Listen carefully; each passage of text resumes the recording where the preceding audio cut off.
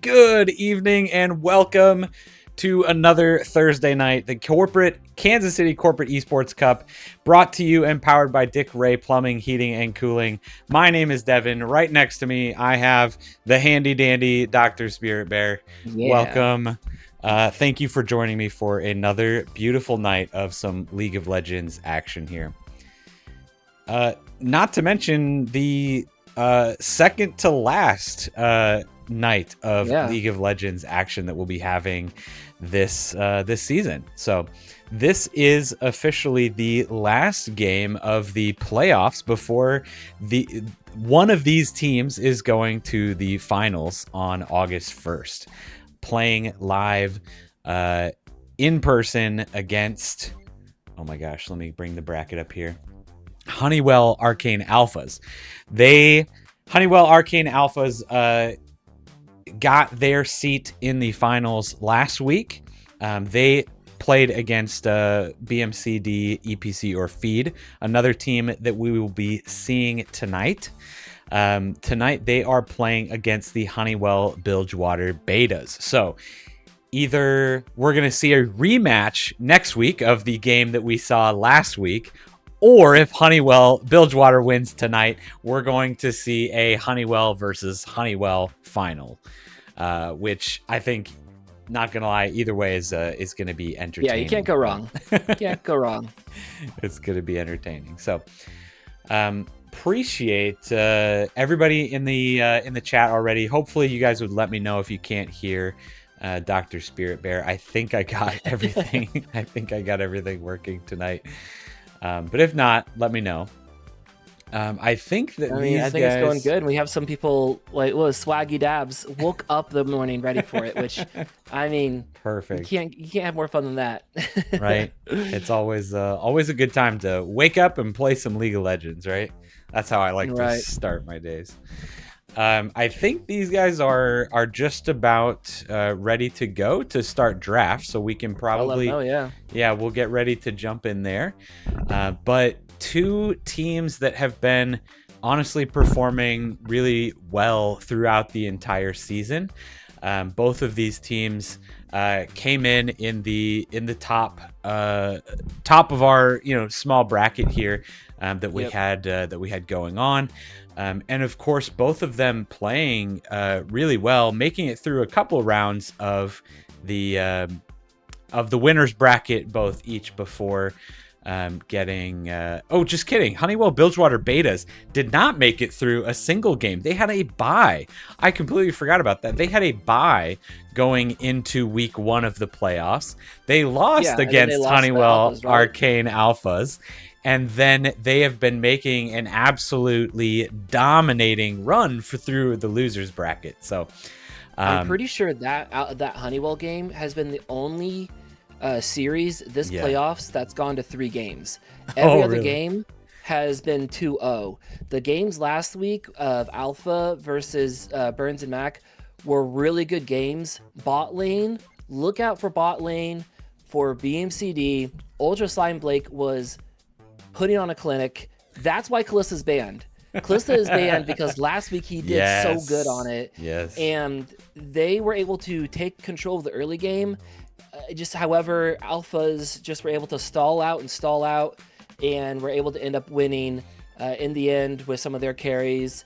And so again, they were great games. The second game was 51 minutes. So again, that was a 2-0, but it was a great game. Yeah. And so these teams know each other well, like you've been talking about, and it's exciting to see what are they going to ban out, what are we going to see for these first games, and especially like a Pyke being banned out, Trundle, Nasus all banned out from being able to be played by anyone on the betas. They know why. Jinx, another slam. Jinx was being called out all the time in the Twitch chat, and someone said, "Uh-oh, they have Jinx, they're gonna win," and then sure enough, then they were doing bad and they came back. So I mean, Jinx is definitely one of those champs that you want to get rid of. And there you go. And there's Devin. Devin is already happy. Let's Devin go. After this game can just be like, time I'm to done. go. Thresh is thick. Oh my gosh. Okay, I'm already getting the prediction poll ready in the Twitch chat here, so get your points ready.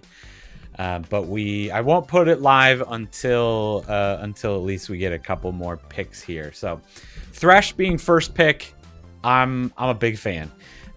Interesting to me that they banned out the Pike so that they could pick the Thresh. Honestly, I'm not mad about that matchup when I play Thresh. Pike wants to come in, dive, do all this different stuff, and Thresh is one of, I feel like, the best support champions to deal with that, being able to just CC, push people around. So a little bit interesting to me that they chose to ban the Pike out, but I'm not mad about it because he's just another champion that sometimes you don't necessarily want to see. So especially in the hands of someone like Dalp, when they feel so comfortable with a Pike and they feel comfortable with a Thresh, well, if we can ban one, pick the other. Sure. Now they're being forced onto Zyra, which I don't think we've seen Zyra played, at least from Dalp yet, not according to my notes. Yeah. And Zac being picked out, I don't think we've seen a Zac yet either, which is somewhat surprising because I think Zac, it can be a pretty lane ganking, causing stuff to happen early type of champion, which again is what we saw BMCD do so good at last week. And I think it's who's going to be their jungler. Bot support bot. I wonder if it's Cluna, maybe? We'll see. But Ahri getting picked up here by Spoofhound. I don't know. I feel like I'd say ban it every time because it gets the job done. Yep, absolutely. So we're going to see both bot lanes being picked out, and then we're going to see an early mid pick from Bilgewater Betas. Want to get that Ahri picked out before the second round of bans here.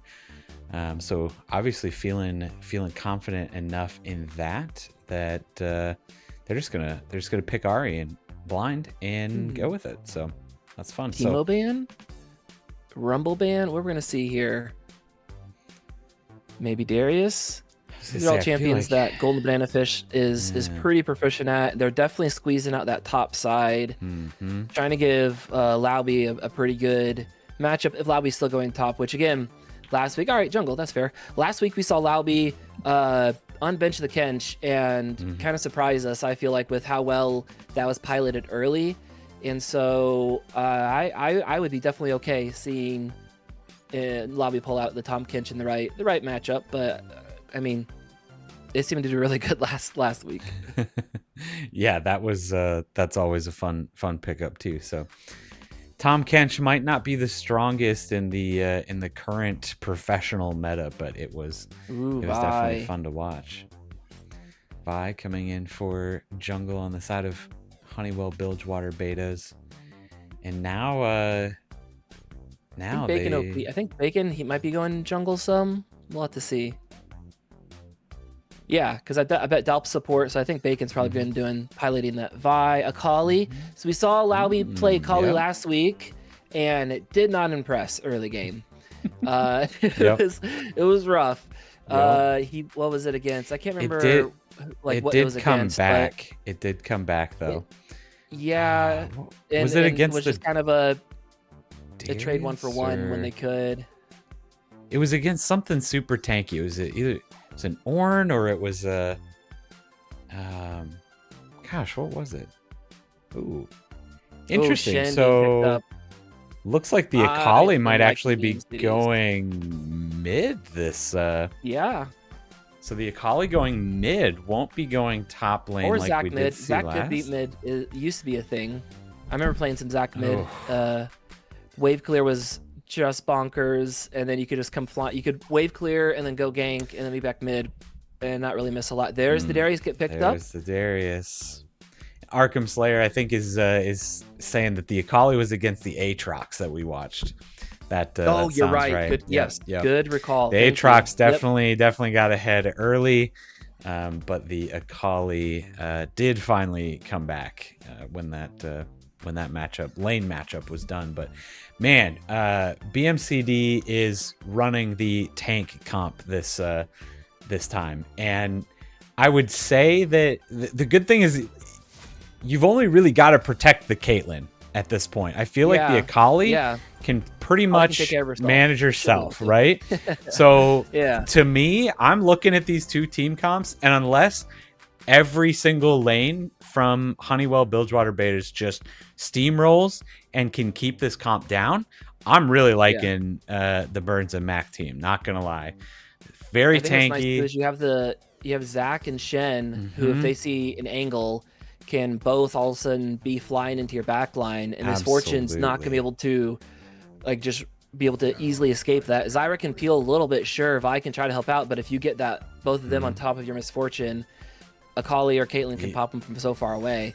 Yeah. And it's again coming down to the cohesiveness and what they can pull off. And again, like we saw last week, man, the way that BMCD could always win bot lane early, really, I hope to see that again, because that was a lot of fun seeing them just kind of take control and win it out.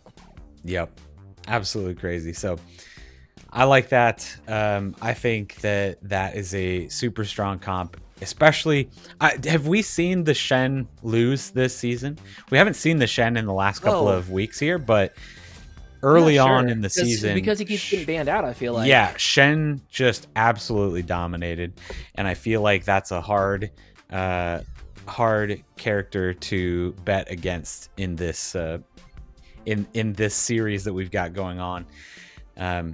So I'm not trying to sway anybody to put your points on the Burns and Max side, but I'm just saying that's probably where I would be putting mine. So let me know in the chat. Use your points. Already we have a pretty strong prediction towards the Bilgewater betas on Twitch here. We've got 1,115 points to BMCD's 230. So make sure you get in there. Put your points in there, who you think is going to win. You just dropped all your points on Honeywell. All right. Well, either way, you've got probably about 10 minutes left to put in your predictions there. We have our quick about 3.5 minutes left of our spectator delay. So before we do get into that, I do want to make sure that I shout out all of the sponsors of the Corporate Esports Cup. Of course, the cup is brought to you this year by Dick Ray Plumbing, Heating, and Cooling. Huge sponsor for us and making corporate esports possible here in Kansas City. But as well, huge thank you to Henderson Engineers, Select Quote, Well Sky, and of course, Casey Game On. If you want to support Casey Game On, the best thing that you can do is continue watching these streams, continue coming to our events, and drop that Prime subscription if you have one. I know that we talk about it every single week, but those things come up every single month. So if you've used it before and you weren't able to use it for Casey Game On before, feel free to drop it there now. It is going directly to supporting events, gaming, and esports community here in Kansas City. So make sure that you use that extra $5 that you get for subscribing to Amazon Prime for a good cause. All right. Any last Caster Curse predictions here before we get into the final game of the losers bracket? I mean, I kind of like the aesthetic look of BMCD. They have this greenish blue between all of them, it seems like. Yep. But then Honeywell has all this like red to them. So, I mean, it's kind of hard to decide just on the base models alone. I think it might be betas, but for just a few reasons. Like, not for anything significant. Spoof Hound on Ahri is just so freaking good on it that it's hard to see that being dropped in a game like this. I think we've seen other games before where Spoof Hound just isn't popping off early game, but then all of a sudden mid game it gets 6 kills. And so I think it's hard to look at that like team comp as a whole and think, I just don't think it can pull it off against BMCD. And I really like what they have going for them. I think they are lacking some significant damage though. Yeah, you have the burst from Akali, and Caitlyn can pop off later on, but I think it'll be a little bit difficult to continue to win some of these earlier team fights. I mean, Shen can do really well. They have a lot of great CC, but Honeywell can kind of keep doing damage and just it ramps up as the game goes on. Yeah. So, and I think too with Darius, I think that has also just been something that Golden Banana Fish really enjoys playing. So we'll see how it goes into this matchup. I think because it is Shen top, right? Yeah, I think it's Shen top. And so, that's my guess. Yeah. We'll see how that matchup goes. I feel like that can be frustrating for Darius. So I don't know. Sure. It's fun because the last time these two teams played, it did go to 3 games. So I'm hoping to see that again with these games here. Yeah, absolutely gonna be a good one. I'm honestly really looking forward to the this bot lane matchup again. I think it's always a fun one to watch Thresh again. Thresh being my favorite champion. We'll be watching a lot of that, but I think wait, are you betting against the Thresh or with the Thresh? Sorry. No, with the Thresh. I am okay. All right. I'm putting my channel points towards BMCD on this one. Is that how it goes? If the team picks Thresh and then picks like 4 other like garbage champions, you're like, no, Thresh, man. Again, I think I completely agree with you. What you were Thresh saying with before. 80 carry Teemo, they're gonna stomp. I don't know what you guys are talking about. Give me all those channel points. Again, I think exactly what you were saying. If they can get to late game, I really believe in this BMCD team. The Caitlyn and the Akali burst is just going to be too much, and you're not going to be able to get through a Shen, a Zac, and a Thresh to get to those champions. Yeah, that's fair. So as long as they can make it to that late game, I really think that BMCD has a solid chance at this one. Swaggy Dabs saying it's really easy. Just end them all. All right, we are officially into game number 1 of our losers bracket final matchup between BMCD, EPC, or Feed and Honeywell Bilgewater Betas. Ooh, and we're gonna see some. This is okay. What time are you at? So I'll sync up to you. 39, 40, 41. All right. Wow, 42. that's like the first time that we're nice. all at the same time. Perfect. I do like that ward that BMCD placed over at Chickens. It's just nice and just can be really helpful for the whole team to see the rotation right there. And we'll see what Zac decides to do when Zac can jump in for a gank. Especially bot lane. That'd be pretty nasty. Yep. I was gonna say that's a real easy way to blow a flash level 3. Ooh, a double up.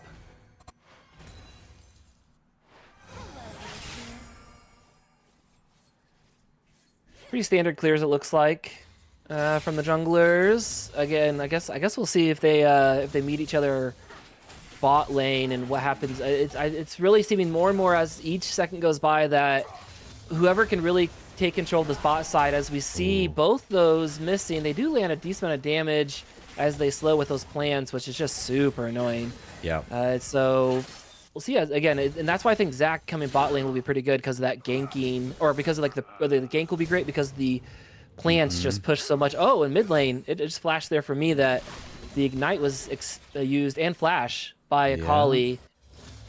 Very, very close. Very, very low on the Ahri. But yeah, the plants have, like you were saying, a lot lower effect on the Zac than most other champions that have to run into lane. So yeah. But ooh, you catch up there. catch out a lot of different champions with those plants at the same time. So definitely a benefit to those plants. Just a little bit harder to land on the Zac. So we'll see. It's like both junglers are heading to the bot side of the map. So we'll see if anybody can make. Ooh, catching out the Caitlyn though. Yep. I think the Misfortune Zyra lane just has a lot of just unexpected damage though too. You can Zyra if she gets 2 or 3 of those plants out. Misfortune if she lands that double up that you're not expecting. Yeah. Like there can be a lot of really sneaky damage. You're right. Well, and especially when it, like, if the make it rain gives you the ability to flow and then land a root, it's pretty nasty. Ooh. Good damage from Akali. So again, we did see Laubi not do well last week. Oh, Vi going into the Akali, I believe Akali is his most played. And oh, good gank coming through, Vi. But also there's the Zac. Good flash away. Charm's not there, which is okay. But again, a good both by both junglers. Again, we thought they were going to go bot lane, but they decided to go mid instead. Yeah. I think they both saw how low everybody was that they were like, yeah, that's probably where we need to go first. Looks like they're still fighting up there. No. Ooh, that's dangerously close to this Akali. Yep. Yeah. Yeah, you can't back there. She looks like she's trying to bait that Spoof Hound, just playing the baiting game. Not actually gonna go back.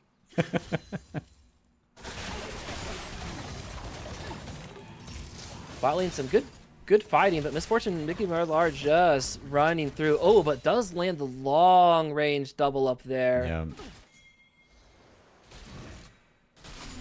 And then Dalp is going really far out there. Gets hooked in, gets flayed. They don't get flayed away, but the Ignite's not going to be enough. Or actually, the barrier is going to be enough. Just kidding, because now there's the heal. There's the Thresh charging forward. They're all so low, except for the Thresh. Yeah, that hook on they all just kind of stood there. Yeah, that hook on Zyra seems to be exactly what Honeywell was wanting. Dalp just walked right into that hook. Yeah. And they just kept going forward, tried to take out the Caitlyn, but not able to quite do enough damage there. Yeah, everyone was low of mana. That wave is going to slightly push back into BMCD's favor, though. I think it's gonna be stalled just before the tower, so I think they should be okay and kind of have some lane control. Mid lane, I saw that Akali did buy that Dark Seal, and as we were saying, then there's some fighting started to come through. But Laubi's, I think most played champ is Akali, as we might see a gank in mid actually. Zac is just waiting. Man, he's waiting for a long time. I'm not sure why they didn't at least like just try to pull a trigger, just to make something happen there. Yeah. So he's gonna go back to jungling. All right, fair enough, I guess. Oh, Akali looking to make something happen.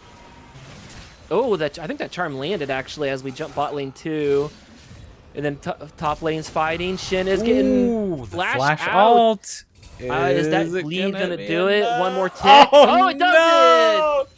First blood. That's when you type in the chat calculated. I know, right? That was earned right there. The flash, alt, the bleed on the last tick like that is absolutely, that was calculated. And look how good these players are too. They didn't have any vision on Zac, but they immediately start backing, knowing that this is probably where that, as Vi goes through the flash away into the lantern. All right.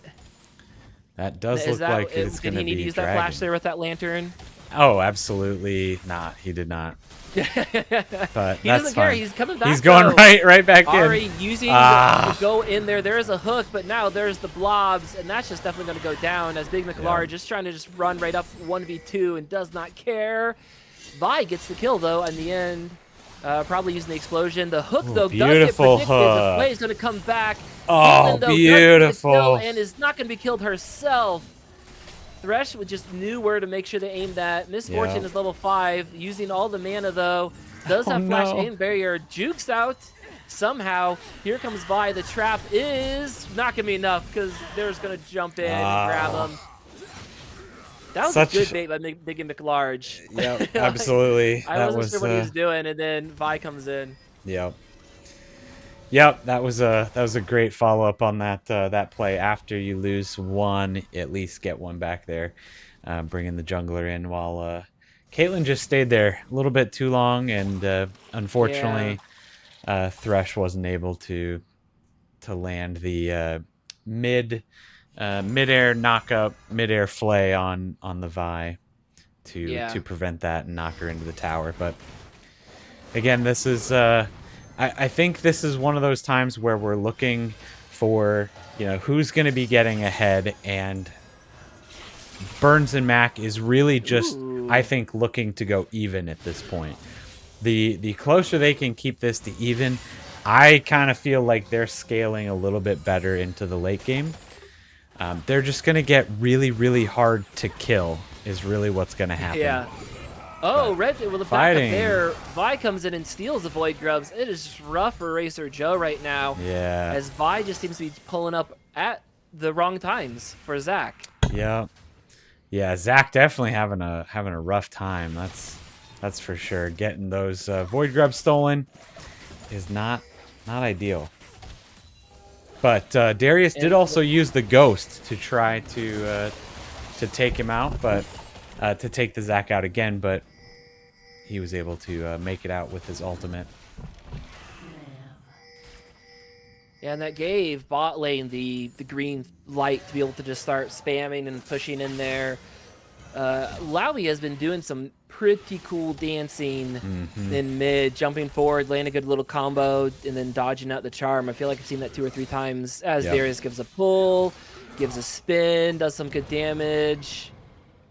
Yeah, the Akali definitely feeling so much more comfortable on the Akali against the Ahri than they were against the Aatrox. And I think some of that too is I would bet that Lowy probably has a little more understanding playing against an Ahri. I feel like Aatrox is not the most common top laner that gets pulled out these days. Right. Probably not the most common matchup. Hook, not gonna go. That's fair. Similar last week, the Ultra Slime Blake, like it's has a kill, has a death, but compared to the Misfortune, who has no kill participation and is lower on CS, just shows again how well. Oh, that pull in. That's very low. It's nasty. But again, it just shows how good that Ultra Slime Blake is in bot lane. It's been really cool to see. Oh, he's got it! He goes for the dunk without any stacks. Oh, no. I don't think he was in shop. I think he saw it coming. I just don't think the charm was going to land there. I think he either thought that the back was going to finish. Vi coming in, but... Pouring out. Holly almost got the Ahri. One more tick. No, it's not. Oh, my goodness. Wow, Akali lived with less than 30 HP right there. Wow. That's incredible. Yeah, that was quite the dodge out from the Akali there, but still the point-and-click ult from Vi is too hard to dodge, so was able to get a ton of damage back to Ahri, but just barely not enough. I don't think they know that Vi is there. They do now. Hello. Thresh does. Oh, poor Thresh. All right, Threshy, what you gonna do, buddy? Okay, this is where Thresh shines. Oh, just not in not there, but it's those kinds of situations that Akali is here. Ooh, misses the backflip. Those are the exact kinds of situations that I love Thresh in, because the amount of dodging around that you can do is pretty solid, but not as soon as you get hit up by the Misfortune ult like that. Great combo under the tower. Beautiful into the tower. Oh, man. Spoof on what you doing, man? All right. And that is apparently where the Zach starts to come online. As soon as you start hitting stuff like that, if you're comfortable enough walking right into the tower, Thresh gonna walk into the Vi though, and it looks like they're gonna try to take out the Vi. Great focus on the Misfortune. The hook is there. The flash away. It's not gonna do anything because they're all down there for the big party. As Ultra Slime Blake gets the kill, they're gonna try to flash out. Zach seems like he's gonna stay alive as Akali gets shut down onto Darius, and that was just a bad day for everyone down there as the Chemtrait goes on over to BMCD. I don't know. That was a loud hex skate. Was that loud for you? It was pretty loud, but so loud for me. I don't think it seemed extra loud, but I don't know. In your doctoral opinion, how do you feel about the tankiness that Burns and Mac is showing at this moment already? I think it also helps because 5 is usually going to be bigger than 3 or 4. Whoever was there, they had just more people.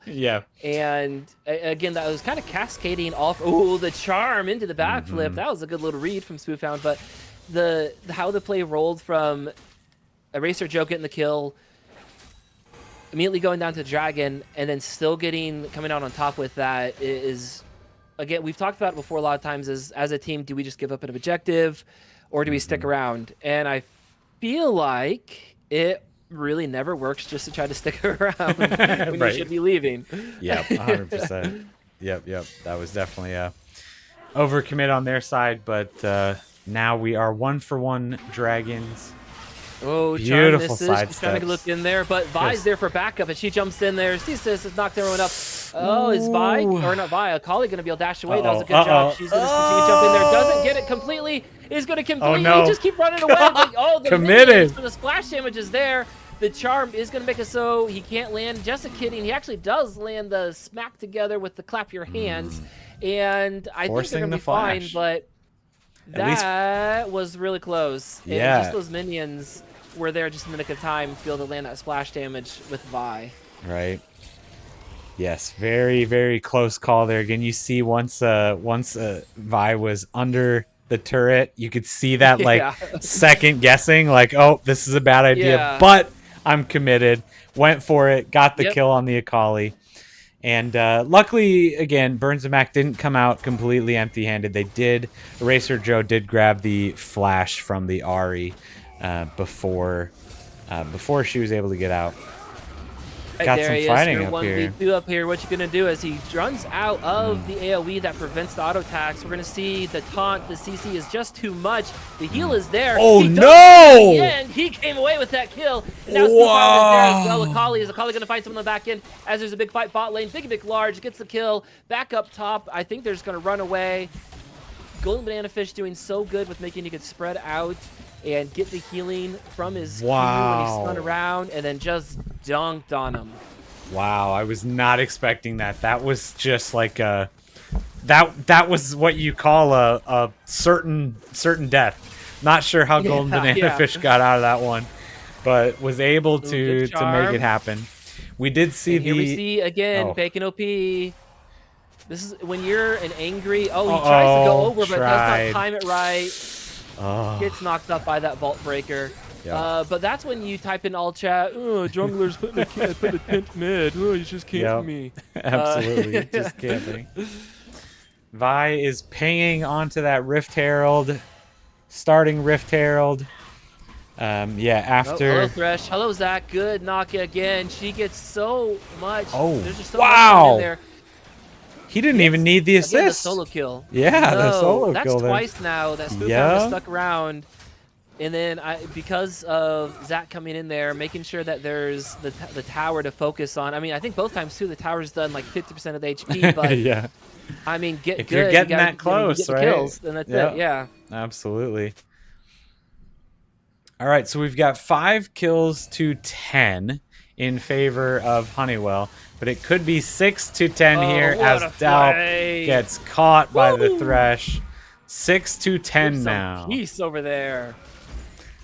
Even with the dragons, the kills, everything being pretty darn close, the gold differential here is still pretty massive. One, because the bottom tower has been taken by Honeywell, but as well, you're going to see that a pretty big differential in that top lane. Darius definitely getting ahead of the Shen at this moment. So we're going to be looking to Darius to see what he can do solo, to see if he can keep that Shen occupied. If not, can he at least get some turrets down in the top lane too? So in the fights right now, they're coming up. Oh no, he's gonna fall for it again. There's Ace in the hole from downtown. Gets the kill. Racer Joe on a killing spree. We're gonna see if they continue to fight. There's so many flashes forward because Shen also just appeared out of nowhere. Vault Breaker gets Vi out of there. Darius is just pushing mid.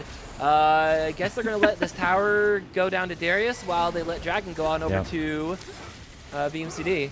And this is what I was just saying. Shen is the one that, even though he's a little bit behind, is going to be able to get into a team fight like that and make a difference. They won the team fight. But Darius did exactly what he's supposed to do in that situation. I mean, he did have teleport up. He could have gotten there, but he chose to walk through river and get that tower instead, right?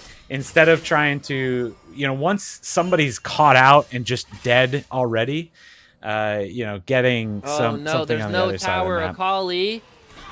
It does have Zach Ooh, there. Zach We're gonna is see if they can run there. away. They're kind of, oh, the flash and jumping away. She's gonna get this kill, I bet. No, Oh, yep. They're gonna go down. Comes Laobi is not out of the woods just yet, as now Vi and Zach are on the backside. Almost dead. Does not get the kill. Ultra Side Blade comes out and says, "Where are you going? I'll headshot you." Vi not running away as you should, because that just turned right around on him. And I was certain that Ari landing the deception, over the deception, was gonna come back and at least just pick off the kill. But with the secure kill from Ultra Slime Blake helping out Laobi, I mean, you couldn't get closer than that. Yeah, that was crazy. Misfortune getting some gold back, at least from the mid lane turret. Honeywell just focused on taking those turrets out. Oh, that was close. Yeah. Honeywell taking the turrets out, getting the gold, staying ahead. Still 3,000 gold ahead, even though kills have been equalized. Burns and Mac now has a dragon over Honeywell, but Honeywell is still ahead, 3,000 gold. Fury 29K talking about that Dalp can carry, but also you said earlier ripped Dalp times 2. I don't think you can carry if you keep getting like caught out like that. Your mom is dwindling. Burn, got him. Yeah, that Dalp being not quite as effective on the Zyra as I think we were hoping for. Oh my still goodness, has opportunities like this. Over, it's not going to matter because they get knocked up. Bullet time coming across some of it. We're going to see that Pentagon doing its job. Golden Fish does still get the dunk down. Oh no, the TP was a little bit late. There's Shen. Shen's getting knocked around. I mean, you went down with your teammate. That's rough. All you have to do is talk about how the Zyra is doing a little bit of disappointing at the moment. Lands a beautiful ultimate, lands a beautiful root, so that we get two characters stuck in the Misfortune ultimate. A couple of kills, and we are giving the Baron over to Honeywell. Are they going to be able to just get this Baron pushed like they have been doing? They've got all the first towers down already.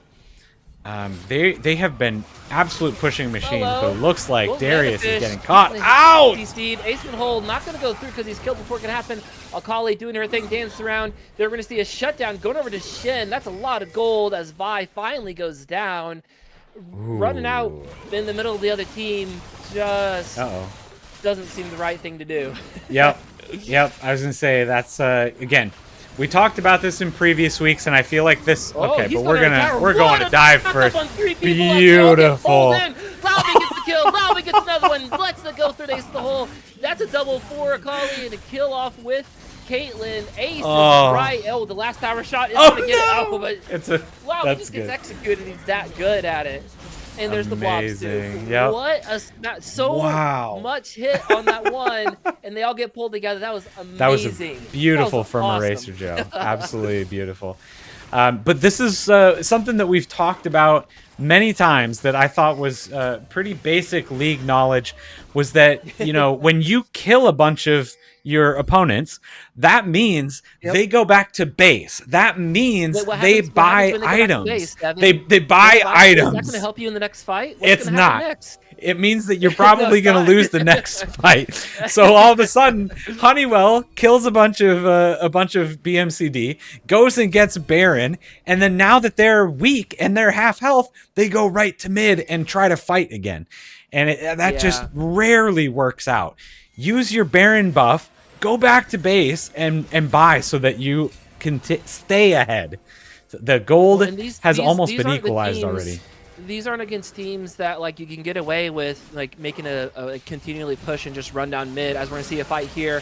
Ooh, a quick little hook before they see some distance come through, but it goes down onto Zach. He's just getting bullet time down. Heel's not gonna do it. Spoofhound gets the kill. Woo, that headshot was a lot of damage coming out there. Ari just wants to jump away. But these teams, you can't just make a semi play. You can't just try and make little mistakes like that. You still have to take those safe paths because they're going to meet you out there. They're going to push back and capitalize on those mistakes, like you said. And Shen is going to get this top tower. So that's, again, more money going out. And I think it's going to be pretty darn even after that tower goes down. Getting very, very close now. We are equalized on dragons. The dragons have been equalized. 1 Baron, technically, to Honeywell. But the gold almost even now, so we'll have to see. Well, they didn't use the Baron very well, and they also didn't use the Herald very well either. Like they just had to drop it because I'm pretty sure it was about to run out of time. And yes, they're ahead in gold and momentum, it seems. If they play out those objectives better, I think they'd be much more in control and much more secure in this game. Absolutely. Absolutely. But they do have the pushers on this team. Again, I think that for the most part, they should be winning the 1v1 matchups, so that they can, you know, split push a little bit easier. But you saw Dalp shadowing Golden Banana Fish. They're trying to make sure that they're not just getting called out one at a time. Because especially with Caitlyn, we saw that headshot onto Spoofhound around red buff just was almost half his HP. Yeah. So a good hook or a good trap or a good net, like landing a couple of headshots, like you called out before, there's no one super tanky on the side of betas. And so, I mean, that you still have the great opportunity for some, and we saw the great picks too with Zach jumping in and hitting 3 people. Zach is still there. Everybody's ready. Didn't get spotted out. But Zach will get spotted on the ward. Right. Oh, right on the easy ward. All right. Honeywell definitely prepping this next Baron. Definitely pushing in on that mid lane. Ooh, Akali, good backflip. Looks like we are going to see a fight. So far away. Akali's getting CC'd up. I think she might just use the blast cone to escape. There we go. But Shin is now ulting the Akali. They're staying going in.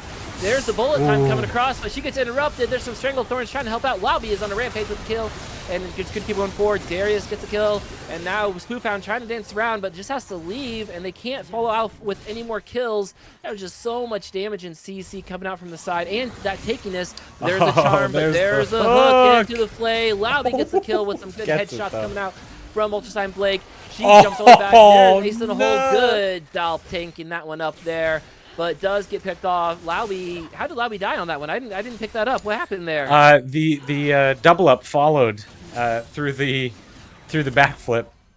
It was a forever long double up or I'm not sure if it was an auto attack or double up that just followed through the whole backflip. The Q snipe, run away. It was crazy. And the animation just didn't arrive yet. Yep. Wow. I mean, that went from, I would say, like, bad for betas to a little bit more equalizing and just not quite as hurtful. At the end of that, I mean, they're still up in gold, but when you feel like you're up by a lot and then you lose some of these fights, like, you kind of reevaluate in your head, what do we need to be doing here? How far can we go? What should we be doing as a team?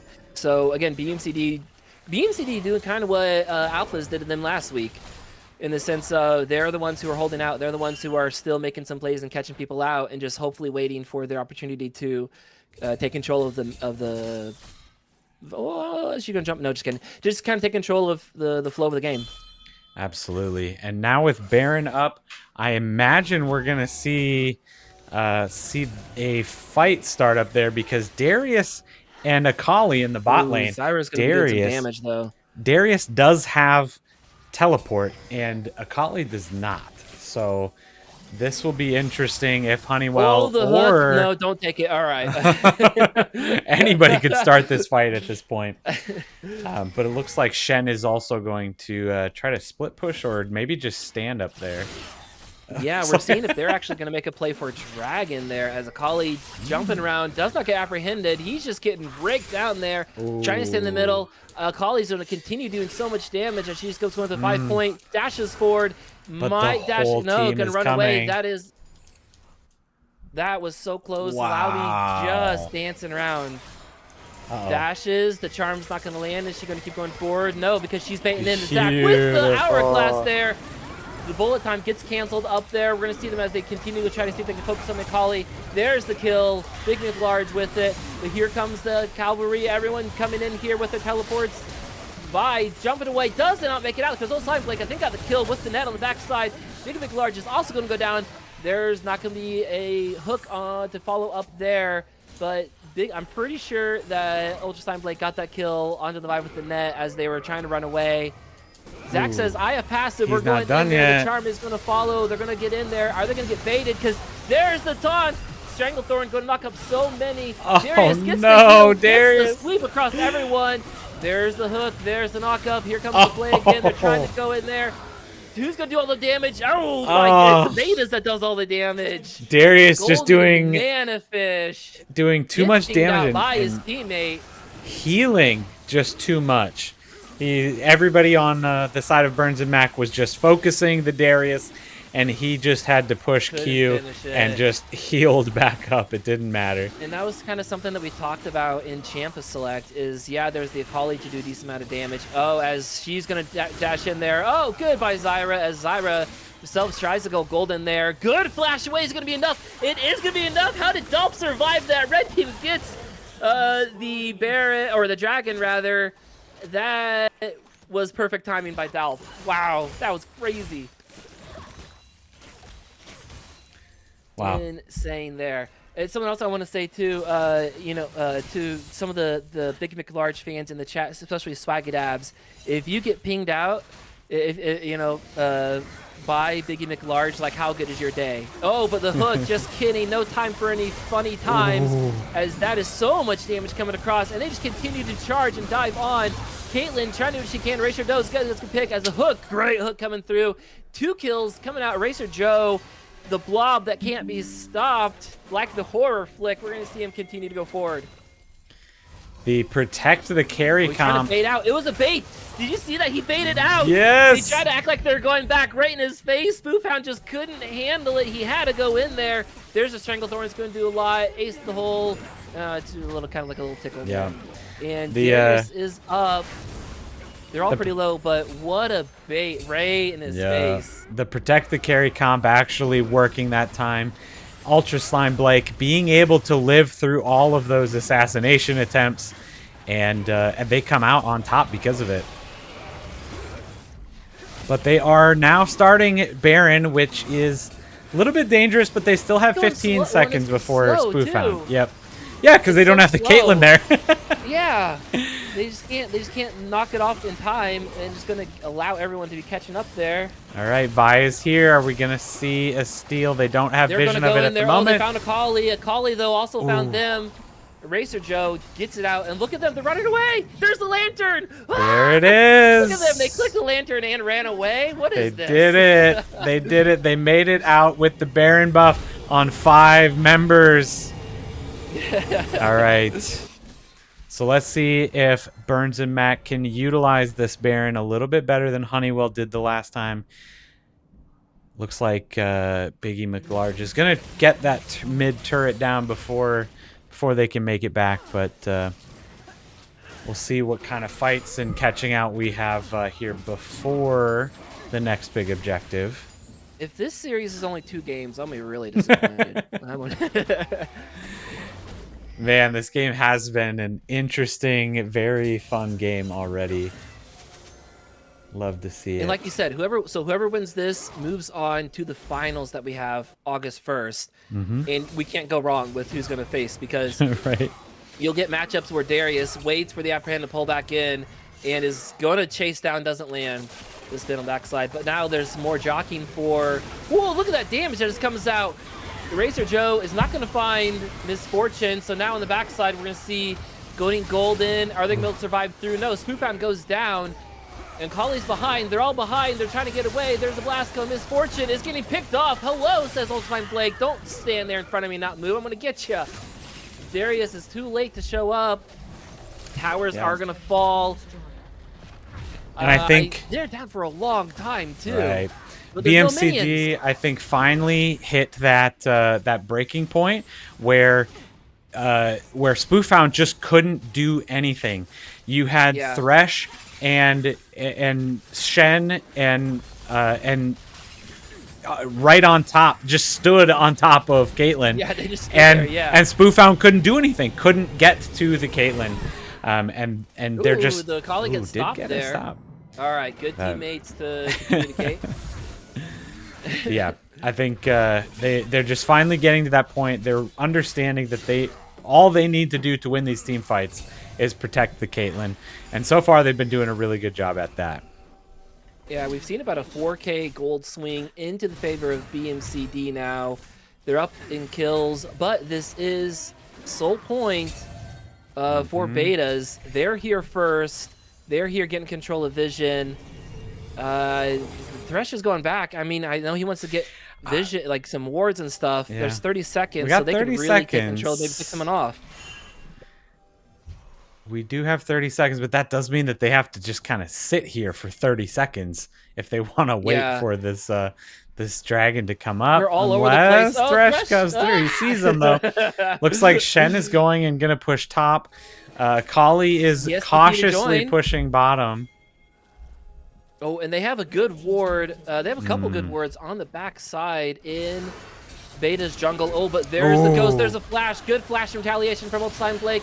They're going to see if they can keep pushing it. Stranglethorn is not there, but they did push him away, all the way out, away from the dragon. Shen ult is not quite up yet. We have 10 seconds on that one. Good charm, good roots. Gets pulled back in, gets spun around. He's going to get dunked on. No, the box doesn't matter. He gets pulled in there. He's going to get bounced around. He's going to get so much damage. The heal is going to be there for a little bit. It doesn't matter because Mestro gets the kill. Golden Manafish has done so much in these fights, and now he's gone. But they get the soul. So is that good? Because Shen is still pushing. I don't know. I was going to say, is he going to find? Oh, he's looking for him. Dalp does have flash. Great job. Like, and they're making it so they can't go back. They're having to go so long that they're going to get just so out of position here. So Shen did get a turret. They are going to get this mid lane turret as well. And it looks like they're going to get the Zyra. Oh, he's got good Hourglass. They're getting pushed off. Caitlyn with the trap, but it's not going to be enough because there goes Spoofhound trying to help out Shen with a gigantic ultimate. That was huge to save him in the end. Okay, so they didn't get the mid turret. So, but they did get the top turret. They didn't get no top inhibitor. They didn't get top inhib though either, though. No inhibitor, but they did get the turret. That makes it really easy for Shen to teleport up there to Akali to just kind of backdoor that inhibitor if they really want to. With the next fight, so good for betas that if they can like have the opportunity to get control of these waves, it's gonna be really hard to be able to get in position to attempt a backdoor like that, unless it's just a complete YOLO backdoor. Yeah. Do kids still say YOLO these days? I don't think so. YOLO? I think that's just old millennials now that say that. Oh, I see. Yeah. Either way. You mean the cool millennials. Oh, yeah, for sure. Either way, Honeywell taking complete control of this Baron pit 40 seconds before Baron spawns. We do have, looks like Burns and Mac is going to try to come in and get some vision. And if they are brave enough, they're going to get it because everybody but Dalp has left. Dalp hanging around just in case to try to put some wards, get some wards back out there. But we are definitely going to be seeing another fight here. Akali. They know Akali's not there. But so is BMCD. BMCD also knows Akali's not there. We don't need to try to jump in there just yet. And Shen doing his thing again, split pushing bottom lane while they are going to fight over an objective. 20 seconds on his ultimate too, so we'll see what they do here. If Burns and Matt can do as well as they did in the last team fight with this one, I don't know. Shen's going to be doing some major damage. Jump over. Good job dodging it, but now Misfortune is just so caught out. Oh. He's getting knocked around. Loudly gets the kill. Can't be stopped, but also Ultrasign Blake gets his GA pop. Spoofhound gets the kill returned on the Lauby. They're going to keep going there as everyone's joined the fight. Shut down with Vi. Spoofhound makes it out in time. Now it is a 3v3. Who's going to come out on top? It's Golden Manafish. What do you know? Getting a dunk again. They stop him from jumping away. There's the blobs coming out there. Dance around, so much damage. Double kill. Golden Manafish doing his thing. And Shen, I think, is going to try to just push this out and kind of do some damage control, as Baron is most likely going to continue to stay on the side of betas. BMCD did exactly the wrong thing, did the opposite of what they have been doing. Instead of protecting the carry, they let Golden Banana Fish get all over that Caitlyn. And Everybody jumped in. It was Vi. I'm pretty sure it was Vi. Yes. Oh, was it Vi? Sorry. Either way, Thresh, Shen were not on the Caitlyn protecting the Caitlyn. Exactly. And they had enough damage to get Biggie McLarge right away, which I thought right there sealed it for Burns and Mac, but unfortunately they just didn't have enough damage without Caitlyn to be able to finish anything. Yeah, Caitlyn was trying to make sure that she could step in the back line, but then she looked and there was no line at all in front of her, and Vi just doing such a good job of sticking on to her, and that GA did get popped, which, I mean, we've oftentimes seen these AD carries pick up GA and then they just never get popped, it seems like. So already having to get rid of that and is trying to maybe play it a little bit slow here as there's a wraparound. Oh, Golden Manafish dancing out, missing that backflip. We're already seeing the vision game going up for the Dragon in he jumps minute 30. In. Vi just jumps away. All right. I mean, fair enough. No harm, no foul as they get pulled away. Like, pretty dead even in gold here, too. So we're at that point, too, where gold leads don't matter as much once you have those big items, unless you have to sell your GA. That definitely is rough. Oh, but good job with the glass cone to make sure it actually does not get pulled in. So Vi in the face of a Akali. Honeywell seeing if they can get some that more tower went down with that Baron buff. Eraser Joe's like, all right, we'll go in and come down our tower. No, all right, just no, we won't. That's slow though, doing some damage as a knock-up. We're gonna see the charm does land, coming across the bullet time, does a lot of damage. Oh, my Thresh, what you doing, man? You're getting pretty low there. They're gonna keep pushing forward. Akali gets double tapped there. Yep. They're looking for the angle. Oh, there's nothing they can do here. Sneaky back there. They have the Shen ult. I think they're looking to go in here. That's why Shen hasn't quite joined up yet. Cease and desist. He better come in now. now. Be pulled up just yet. We're gonna see if she goes in. There's the strangle. Oh no! Away. Jumps in for the dunk. Ooh. Everyone's going down. Golden Manafish just having a field day with it. Dunks again. Get this guy a basketball because he is just showing up, carrying out these team fights at the end of the game here. And there's Spoofound jumping forward. Does stop the Akali from making sure she could dive in and carry it all out. What an ending. That was such a fun game. As BC Betas secure it out at the end there. And even with that seemingly pretty strong victory, man, that was 30 to 31 kills in that game. That last team fight put them over the edge of being ahead in kills. What a crazy, crazy game that was.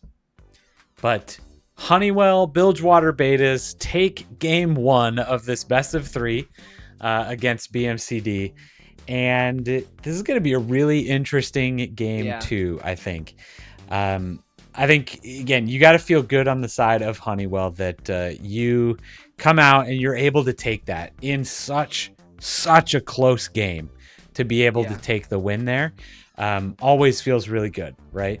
It looks like they're switching sides, by the way, as well. So we'll definitely see some slight adjustments. But I mean, with what you're saying, it's such a good close game there. I mean, did someone take the Honeywell role for drafter? Yeah, I don't know. No, I hope not. I don't know. I just hit game 2. Continue Spectre. Oh yeah, game Spectator. 2. There, I don't know. All right, we're getting that figured out, but we're about ready to get into congrats to everyone that got their predictions right.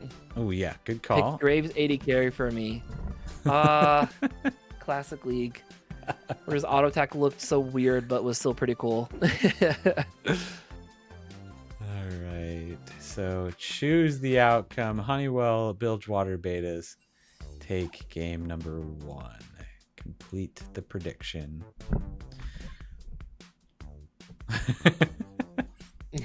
Oh my gosh. It sounds like these guys are saying gold MVP. I think what was so great about betas there wasn't quite just a single person who just completely won the game for them. Yeah. But it was Golden Manafish who kept like coming out on top at just the right times that they needed to. Absolutely. And coming through with some of the big plays and big fights. they make a play one side of the map. He has to fight 1v2 and comes out on top of it. And again, like that last fight too, just making sure that he found the targets they need to right away. Golden Banana Fish really did so good and just looks so comfortable on that Darius. Yep, absolutely.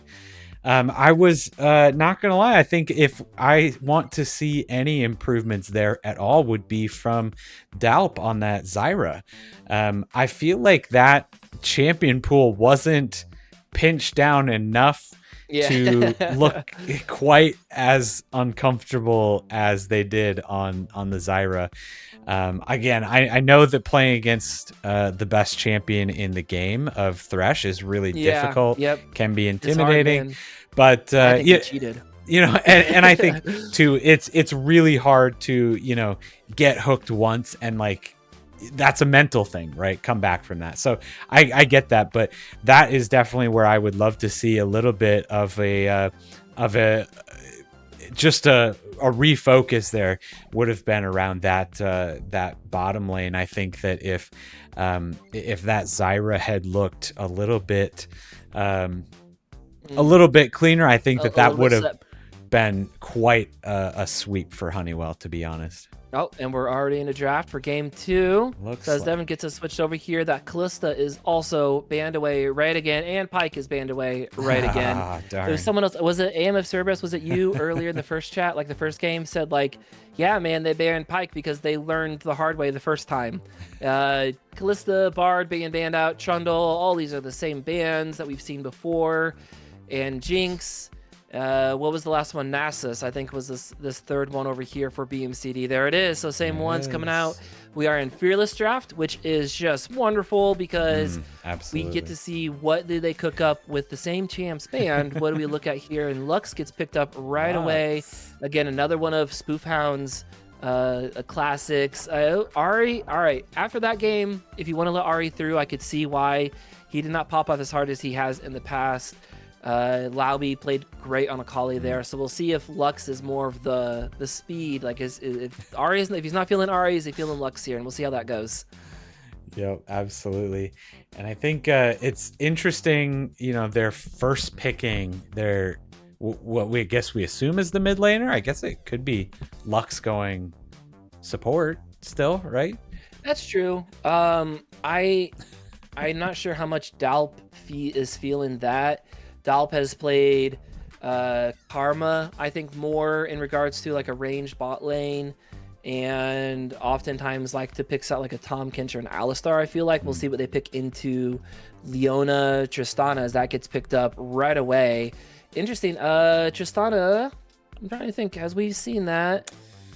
I think we've seen it maybe once, maybe not actually, but another champion that Ultra Slime Blake can farm like crazy on and get ahead. Janna being picked up. That's one. I don't think we've seen Janna yet, have we? Nope. Janna top lane. Here we go. That's definitely one that we have not seen. I have not seen played in quite a long time, to be honest. Actually, I do remember I used to play Janna mid a lot back in the day. Oh yeah. Because you could just charge up your Q and have it behind you and auto attack the minions just enough that it would just clear the wave, and then clear the entire wave. Oh no, I'm ganked. I guess I'll just like run away with my speed, because back then she gave movement speed the entire all your teammates. Oh my gosh, that's right. I forgot about that. Yeah, just a global speed buff. The global passive. Good times, man. And Smolder being picked up. Smolder is something that Big McLarge enjoys playing. Now, last time these two teams played, Betas won with MF, and they won with Smolder. As we see Fizz being picked up. All right, I haven't seen that yet either. So we're playing a lot of new champions. This is awesome. This game. Love to see this. Joe on Janna support, says Darth Dog. I mean, why not at that point? I would say. Especially if your Bard's banned, make him pay with some Janna. We'll see. Ivern gets banned out. We didn't see that last time, did we? I think Ivern was banned. Did we?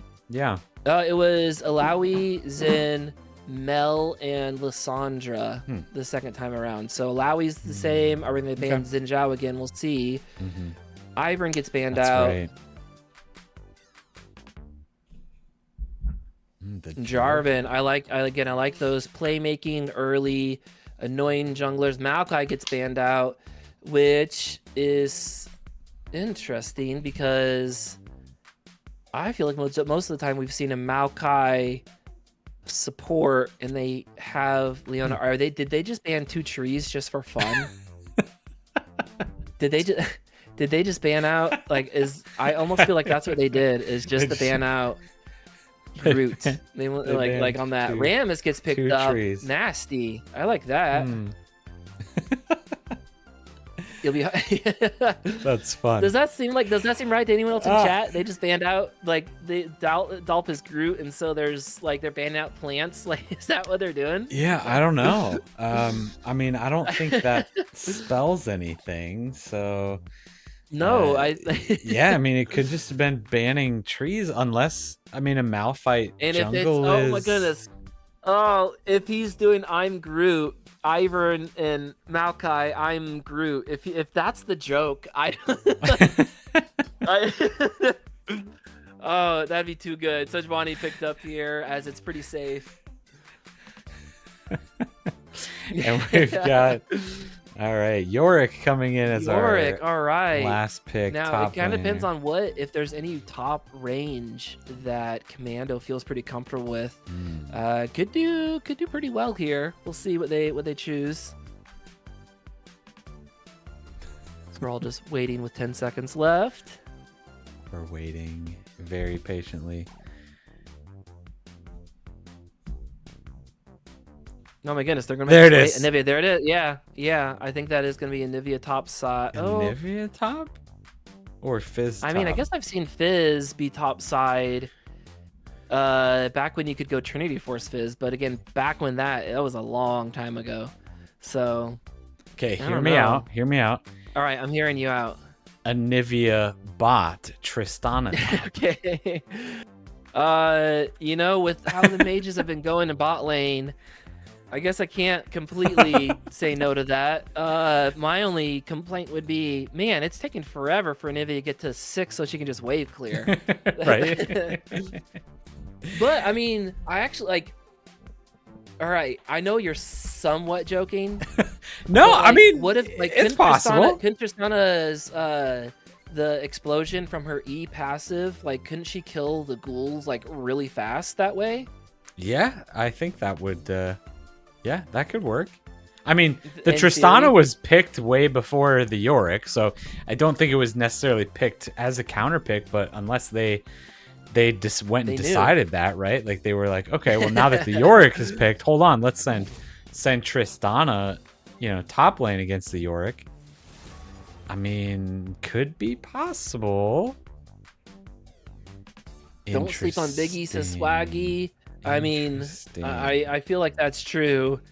Definitely want to push this as late as it can go. I think it is gonna be Fizz mid, because similar with Akali mid, I think Laubi it can feel some of that quick assassination burst, and I feel like as long as you dodge out the binding from Lux, then you just make her day feel miserable. Oh yeah, for sure. Yeah, Lux can deal a lot of damage, but there's a lot of skill shots involved there. The important word there is skill. Not saying that there isn't a lot of skill on this team, but it is. Anytime you have a skill shot, it's dodgeable. So yeah, we definitely the Rammus is going to be kind of hard here. Janna is the champion to make sure that you can keep your AD carry safe. Yeah, and you not only have Smolder, who can fly away a little bit. You have a binding from Lux, but Janna doing so much there. You can also have Yorick just throw up his cage, and that's going to be something that Rammus also just has to go around. Sure. But we also have a Nivea wall to also somewhat complicate Rammus's speedy run in there. And we'll see if that actually, is poor communication or not. I think Anivia, if you have Anivia against Yorick, I think that can be pretty tough for her, but usually ranged against Yorick can do fine, can do okay. So we'll see what they do, as We just had We're getting through our second set of picks in the client. Yeah, Shaco is just loud. We're not seeing any bans in the actual client, but I thought that the trees were at least going to come in. Yeah. Oh, ban all the trees again. And the pike ban. Ban out Gragas. Not Rammus. What's another R? Is there another R League of Legends champion? Yeah. There's Rakan. Oh yeah, Rakan. Rel. And then Oriana, Ornn. Yeah. Okay. So you have a lot of R's that I just couldn't think of. And then T could be Tryndamere. Oh my gosh. Why haven't they done that yet? But it depends on which side you're on. Because you have to think out your bans, right? Because it goes from the middle out on the client. Right. So you can't spell Groot if you're on blue, because then it's just Turg. Yeah. And then no one gets Turg. it. All right. Well, we are officially. That'd be funny. We're officially in our spectator delay here. We got 3.5 minutes. So I do want to give a quick shout out to our sponsors of the Corporate Esports Cup 2026. This year we are powered and sponsored by Dick Ray Plumbing, Heating, and Cooling. Thank you so much for making this entire event possible. Thank you also to our other sponsors, Henderson Engineers, SelectQuote, WellSky, and of course Casey Game On.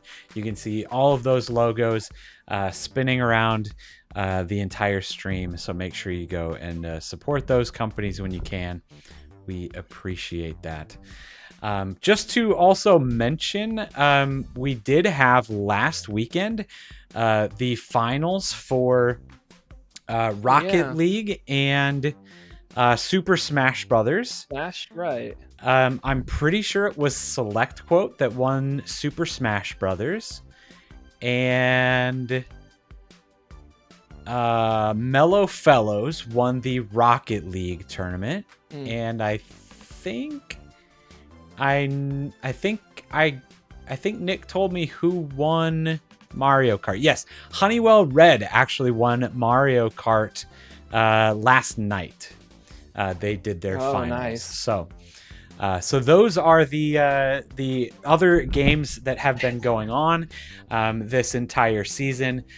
So those have finished up. Those are the winners. Congratulations there. We'll see if we are going to have another Honeywell winner in League of Legends. But we also at the at UMKC on the 1st will also be playing Marvel Rivals before League of Legends. So if you're into Marvel Rivals, make sure you show up early. I think they're starting at noon. It is definitely a little bit of a walk to get to where they are playing. Nick has a wonderful walkthrough video of which direction to go. It's a little bit, and just because of where you have to park, and then you have to go across the skywalk, and then you have to go and turn a couple times, walk down some halls, then you have to go down the stairs, and then you have to go another turn, and then you get to the rooms that the games are actually being played in. But it was a pretty good setup. And if you are interested in watching any of these matches live, it was a fun time last weekend. So make sure you show up early to watch Marvel Rivals, and then after Marvel Rivals, the League of Legends finals will be starting. It's going to be between Honeywell, Arcane Alphas, and whoever wins this matchup between Honeywell, Bilgewater Betas, and BMCD Feed, EPC or Feed. And Honeywell is 1 game ahead so far in this best of 3. So 40 seconds left. Who are you putting your channel points on, Dr. Spirit Bear? Oh, let's see here. I just pulled it up. I am going to go with Bilgewater Betas because I think... You want to go to 3 games. I get it. Do 5. Yeah, exactly. Yeah. I'm calling it now. And it's not my typical Jinx and caster curse. I think it can take a little bit too long for the Anivia to come online. to stop the York from just pushing like crazy. And when it comes to, I mean, and I think Smolder's going to keep scaling and then can just ruin a team fight if it goes too late. But I think Rammus will have difficulty trying to get to the Smolder to really do some damage there. Sure. And so I think we'll see that kind of play out in that way. But at the same time, if Lowry can be similar with the Collie and continue to make some big plays, I mean, I can't remember last time I played against a Fizz mid, and I still have terrors of seeing, a fish just fly out of nowhere, and then I get eaten by a big shark. So that can really still make a big impact on the teams. If the Akali play last game is any indication on how Fizz is going to be played, that sounds pretty strong. But what are you at right now? I'm at 38, 39, 40, 41, 42, 43. All right. Perfect. All right. There's the tornado. Didn't get the hit on the Leona. Yikes. Okay, I also need to update the scoreboard here. Oh, yep. So give me 1 second to do that.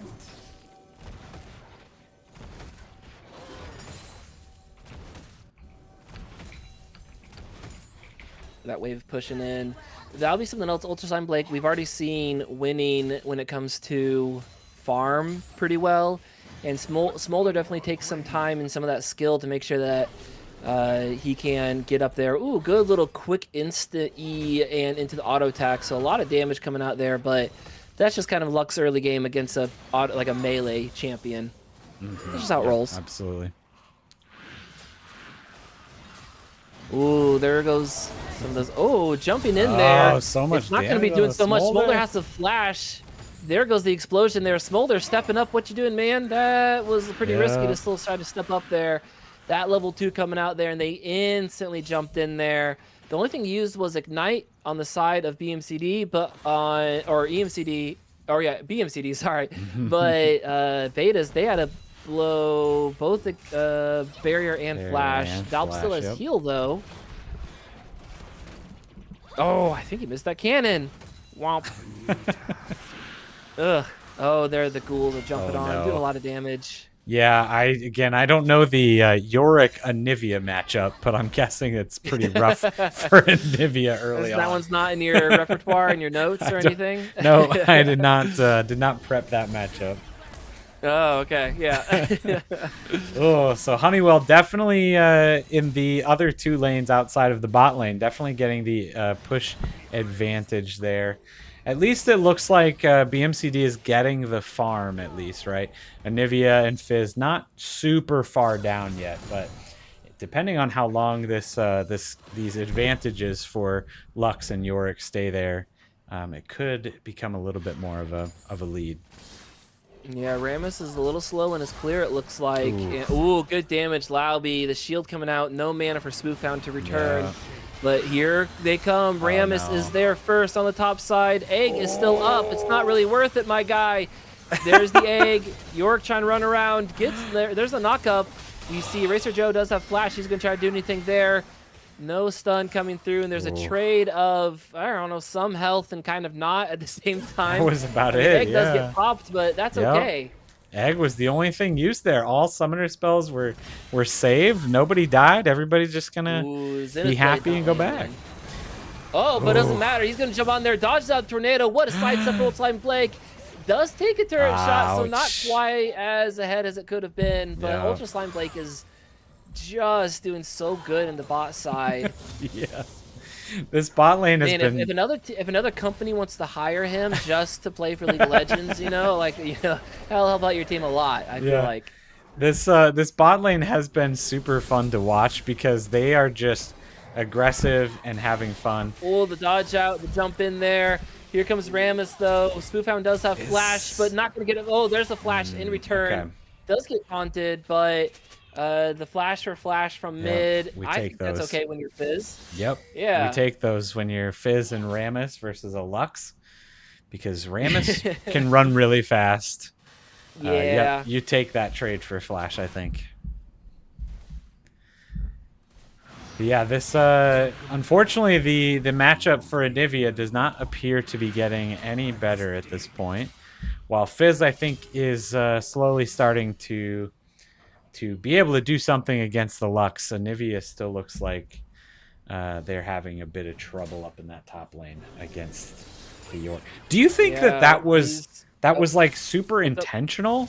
Was the Anivia on purpose? Was that a misclick? Was that I like think it's a on purpose. I think Commando is used to playing mid, and so I think it was one of those. What do I have that I feel like I can try to sustain out and clear? And it's gonna struggle early, but if I can get to level 8 or so, where then all of a sudden I can wave clear like crazy. Now the York can't just push on me. Sure. And I think that's the goal. But it's just so far behind in farm right now that it's definitely really rough. Still has TP though if Yeah. he needs to trade out some of the HP for minions and XP. Yep. Oh, look at that! Oh, like the aura from Leona there. They're so far back, and she's just sitting in that mid bush. And you could tell they were not going to go for any Zenith Blade there. They were just simply standing, like walking up. Yep. You just have to respect the Zenith Blade. Does land a stun, all right, use all the mana, has flash, but Sejuani does too. Are they going to read it? Ooh. No, she actually stays. There's the flash out. Okay, all right. Good flash from Zenith Commando. Blade. Oh, there goes Low Blade. Can't land, dodge out the tornado, but Zenith Blade does land. There goes the bomb. So much damage on return. Leona's still so tanky when you get the W. Is that Eclipse? Is that the fancy name for it? That sounds about right. Eclipse, yeah. Dragon is started out by Eraser Joe on that Rammus. Mid lane, though, what's going on there? The Ignite, I don't think that's going to be enough to kill. Really close. Survives with 60 HP, and so does Fizz. They both survive with like 60 HP. Wow. Oh, but the laser, she was trying to hunt him down, did not land it. Now they're going to be pushed off there. This is going to be a chaotic fight around the dragon. There's a stun, there's a bomb. We're going to see if they can go down. Red team does get it. Sejuani is going to try to get out there. Does, in fact, flash away. But there he jumps over with the knockup into the taunt.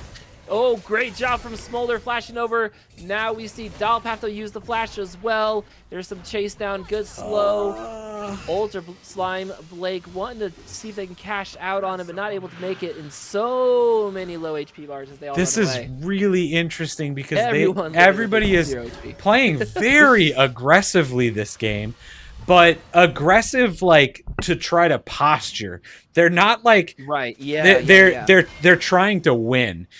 So I love the aggressiveness, but nobody is playing recklessly. Everybody is just really trying to get into that position, making sure that they can secure that kill. A lot of damage, gets trapped up too. One smack, good wall. I don't think he was gonna go for it any further. Does have TP though to come back.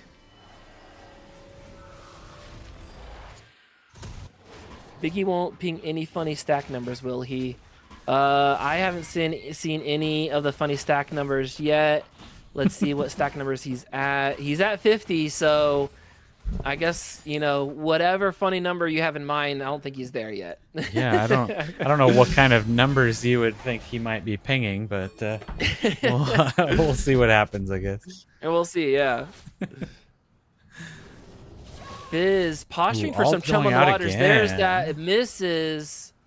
There's the shark coming out there.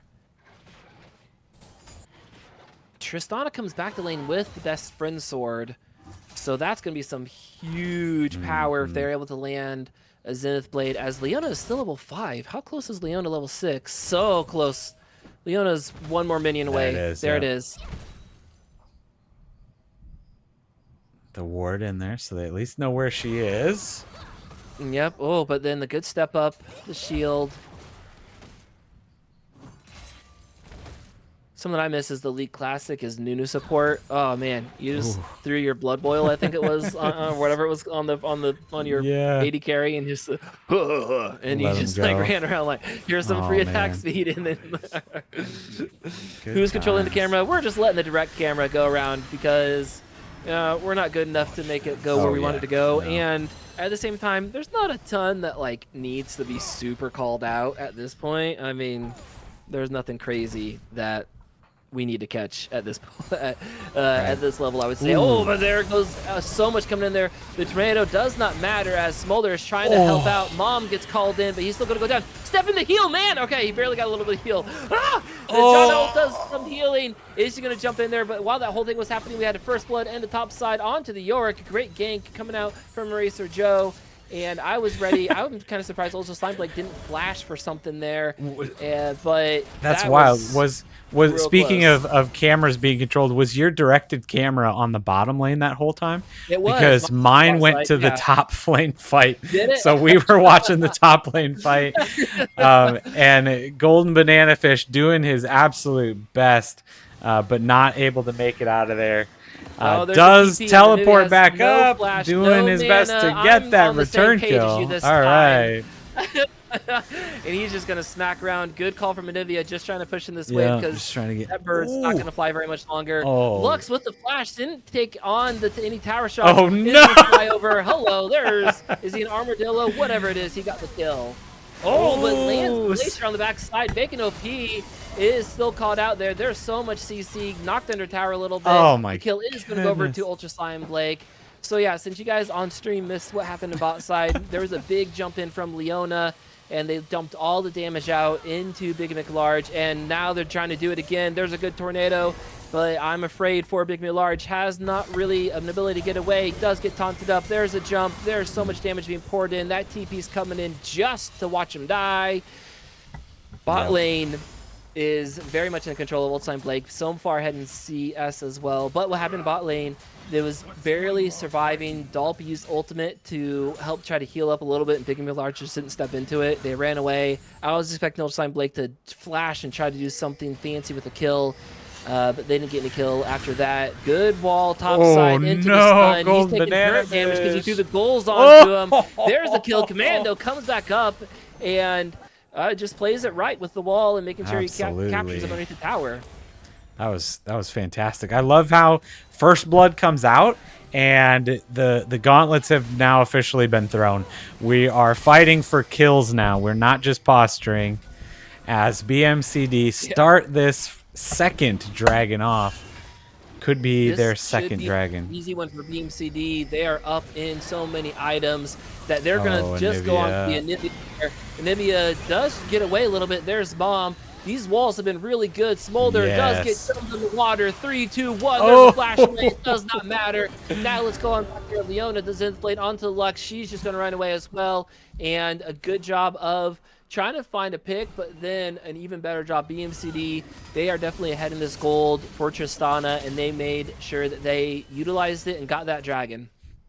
Yeah, so BMCD doesn't have the beautiful solar flare though. The solar flare, the Zenith blade into the stun, into the jump, and easy kill. They're the ones doing the dunking this game as another kill for Slime Blake. He's 3-0-0 on that Tristana.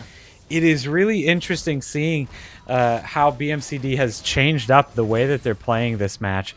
Last game, they had the Shen with the ultimate. They had the Zac to jump in. They were really able to make these plays happen all across the board.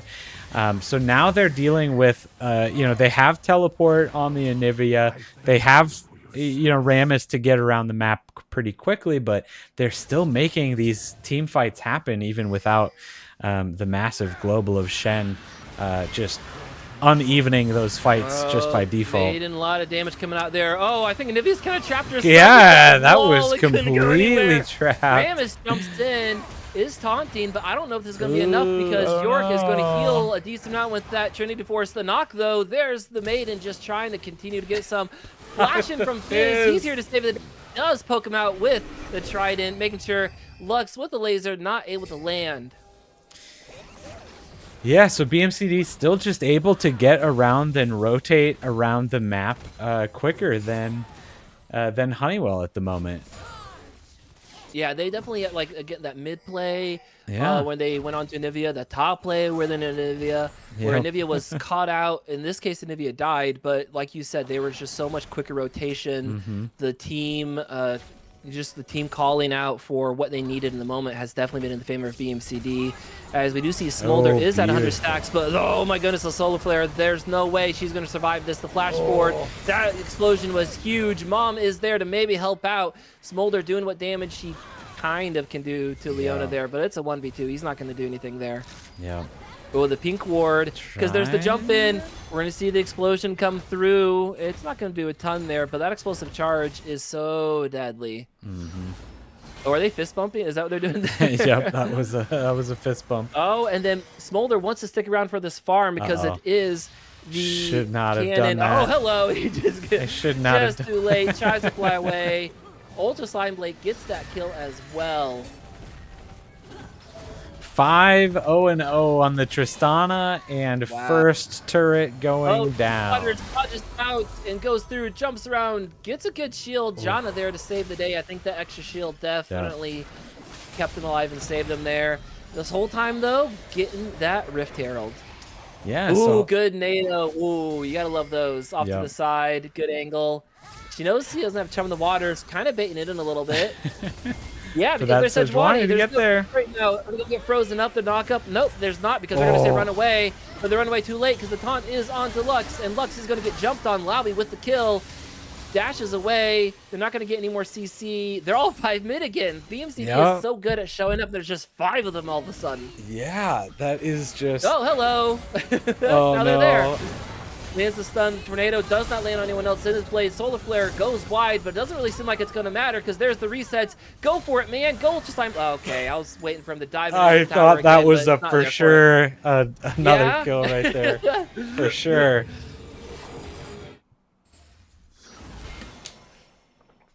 Fizz going the way of the Magi's. What was... Oh, no. Yeah. That... seems risky to me this early, especially since there can be some good little pickoffs that can happen, but Tristana just doing so much and getting so much gold. Tristana, I'm gonna look here. Tristana's 3,000 gold, 30,500 gold ahead of Smolder. Wow. That is so much at 16 minutes. That's a lot. That's what 6 kills and a turret will do. Oh, 6-0-0 for Trist, and then 0-0-6 as he's going to jump over, kind of make a baby hop over the wall. Chum the Water trying to CC out here, and there's Rammus trying to see what he wants to do, make sure that Sejuani can't follow. Then there's 4 of them here again. Spoofound does not have ultimate stun, not going to land. There's a bunch of ghouls going through. The flash over the wall from Marisa Joe, making sure they can escape. Tornado right in his face. He did not blink, it seemed like, on that one. Dragon's up, but I don't feel the most confident with this. All right, they're going to just burst it down, it seems like. I don't think there's going to be anyone to stop them right now. They've got everybody here. Tristana, though. Ultra Slime. Okay, yeah. Trying to get something extra there, but... Smolder Stack. Here, I'll give a shout-out for Smolder Stacks. We are at... Oops, wrong person. 142. 142 stacks. We need to get to that 225 for the big rollover with a lot of the extra damage there.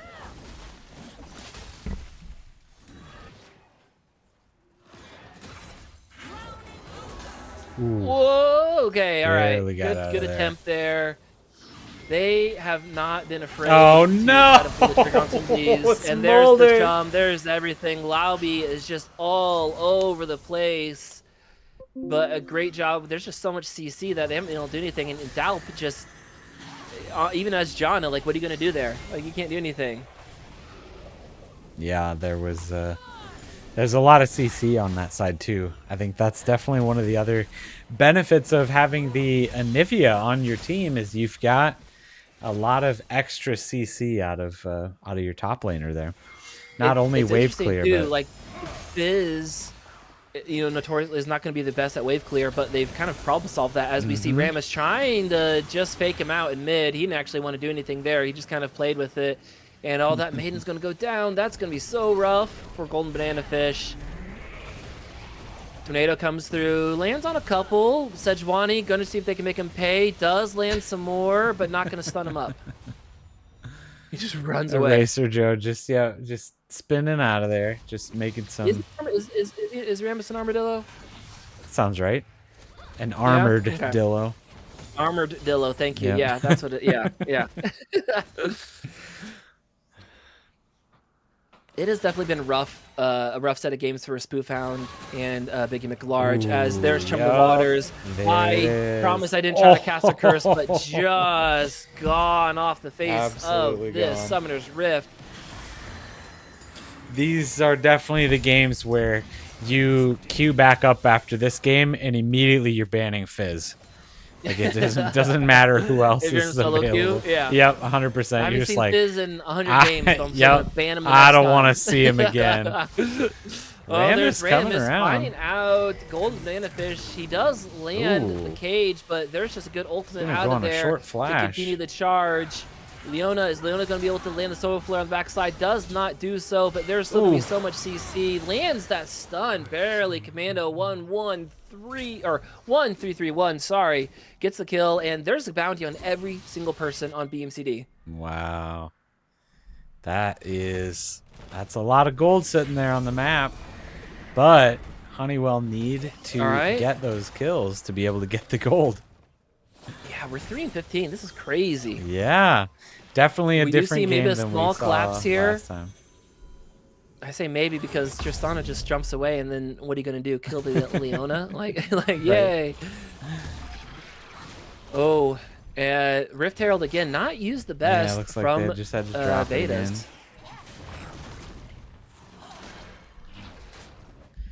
Yeah, 1 minute and 30 seconds until the next dragon comes up, though, that next objective.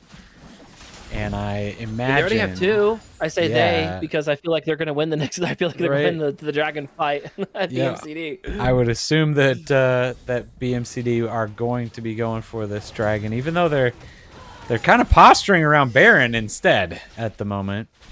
There's some rotation. Tristana's going to go back and get some something. Has 1,400 gold, so can start to round out a little bit there. All right. Well, I said they're rotating, and Tristana didn't go back actually, so we'll see what they do. This go back, man. There we go. Anivia is just like again that Anivia wave clear just gonna be able to push pressure bot lane so hard. Yeah, as long as Anivia has that teleport up, definitely good to continue split pushing. All right, there's a call for a stack check. We're at 173. That is not going to do it for this next dragon fight. 225 is that number we're looking for. Still a ways out. They definitely need to just make sure they can just try to funnel for Biggie McLarge. Just because I think that's your best bet right now. Spoofhound can do some damage from afar, but not going to be carrying you at this point, I feel like. So you want to make sure that Big McLarge has the opportunity to get up to those stacks and then really start to and then hold off. Get the stacks and hold off in those fights. Right. Ooh, look at that Glacial Storm. Look at that Q. He's just going to get soloed out. Golden Banana Fish going down. Sejuani jumps over the wall a little bit early. Is going to try to stick around and see if he can land the smite. No, 41 HP. It was not enough to flash over the wall. Do not get any more kills. Quite get it.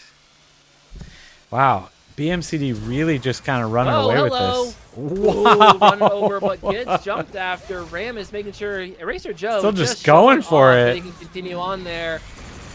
Smolder trying to get him away. Mom is not going to be there to help you out, man. Mom's not going to be doing anything for you. As there's the Solar Flare. Baron getting it on it. Eraser Joe with the kill. And they say, you know, while we're here, let's just go ahead and kill this big worm thing. What a way to start it. But are they low? Are they too low? Sejuani definitely wants to get in here and not going to give it to him for free. And there's Ultra Slime Blake, though. On the side of BMCD. Gets blown up. Tristana goes down, but here's Fizz. Who's Fizz going to go after her, trying to do some healing, dashing around. Didn't really do much there as there's some CC onto Leona. Leona tries to get away with the lane in the backside. Yorick, what are you doing, man? He's got 2 kills. How did that happen? And that just... I thought when you were talking about like, they're kind of low, I thought you were just being like dramatic, but you were so right that all of a sudden that fight just went so badly for BMCD after they were so far ahead. Yeah, that was I kind of want to say wildly unexpected that they started the Baron, and I think they're still early enough that they just took enough damage, and they turned around to they decided he's gonna run in there. Ooh, he ran right by. They weren't going to be able to end that fast enough. Bacon OP on that Sejuani getting the kill is not who you wanted that to go on to, but still finding out Tristana and poking her, and then all of a sudden just the CC's there and Tristana's dead. And then even Lauby jumping in there trying to do something, was not able to close it out. Baron again. Sejuani doesn't know they're doing it because they're on the other side over here. None of them know what's going on. Runs away. They know that somebody's here, but they don't know that it's happening. Why would they all be there? Why would they all be there if they're not doing Baron? My watch just told me to relax. As the laser comes across, it does a lot of damage. Tristana is super low right now. There's the TP coming in. Anivia is trying to, secure something out on the backside. Spoofhound does get a kill on Leona. They're chasing down. Fizz is definitely going to go down here. Of course he is. Double kill for Spoofhound, as Spoofhound now is starting to come online a little bit more. Baron does get secured out. So not a complete loss at the end of the day, but the gold is definitely going to go in favor now, at least like percentage-wise for betas. Oh, and I'll as they're fighting around there. 211 stacks. This game went from maybe winnable to this could be winnable, and we're not going to get game 3. A little quick there. Even though Smolder's 0-6-0, right? I feel like he still could do some damage here, especially with some more of those stacks. Oh my goodness. Yeah, I'm still just trying to process what all just happened there. So the good thing is for BMCD, they did get that the Baron. They did secure the Baron. Yeah. They were able to turn it, but they lost they lost at least 3 members in the walk back. Anivia did have a really great wall to again, just the walls have been so clutch this game. Absolutely insane walls. Except coming for the out one from that Commando. trapped Anivia inside the ring. That was still a pretty incredible wall as far as I'm concerned. Yes, that was incredible. That one was an unbelievable wall. Absolutely unbelievable. We're at 217 stacks. Oh no. And Fizz not ready for this fight. What is going on? Dodges out. He is able to get it out. From getting hit up by all those ghouls with the mist. But either way, we've got lots of posturing around Dragon, as that is coming up in 45 seconds. BMCD really putting in some oh, hello, there's everyone. work. It's a 4v3. Oh, good tornado comes across and hits 3. He has all the stacks. He also has the stacks. Is this going to be a blow up? Because that was a great binding there. Smooth with the kill. Oh no, Doubt does go down at the backside of that from Anivia. Anivia's 5-2-4, doing pretty good. Yeah. But once that fight started, Dickie McLarge popped up with all those stacks there.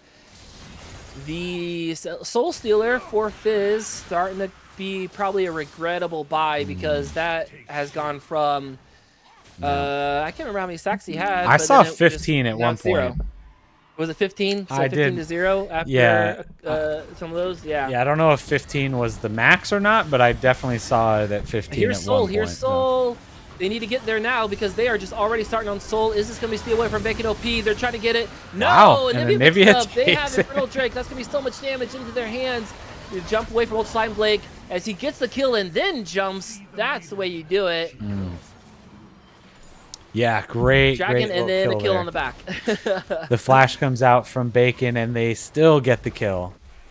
But yeah, Infernal Soul definitely helping out Burns and Mac at this point, which is crazy to kind of say that it almost feels like, even though they are 10 kills ahead, that Burns and Mac is all of a sudden kind of on the back foot here, and that they might have needed that Infernal Soul to have a chance to win this, right?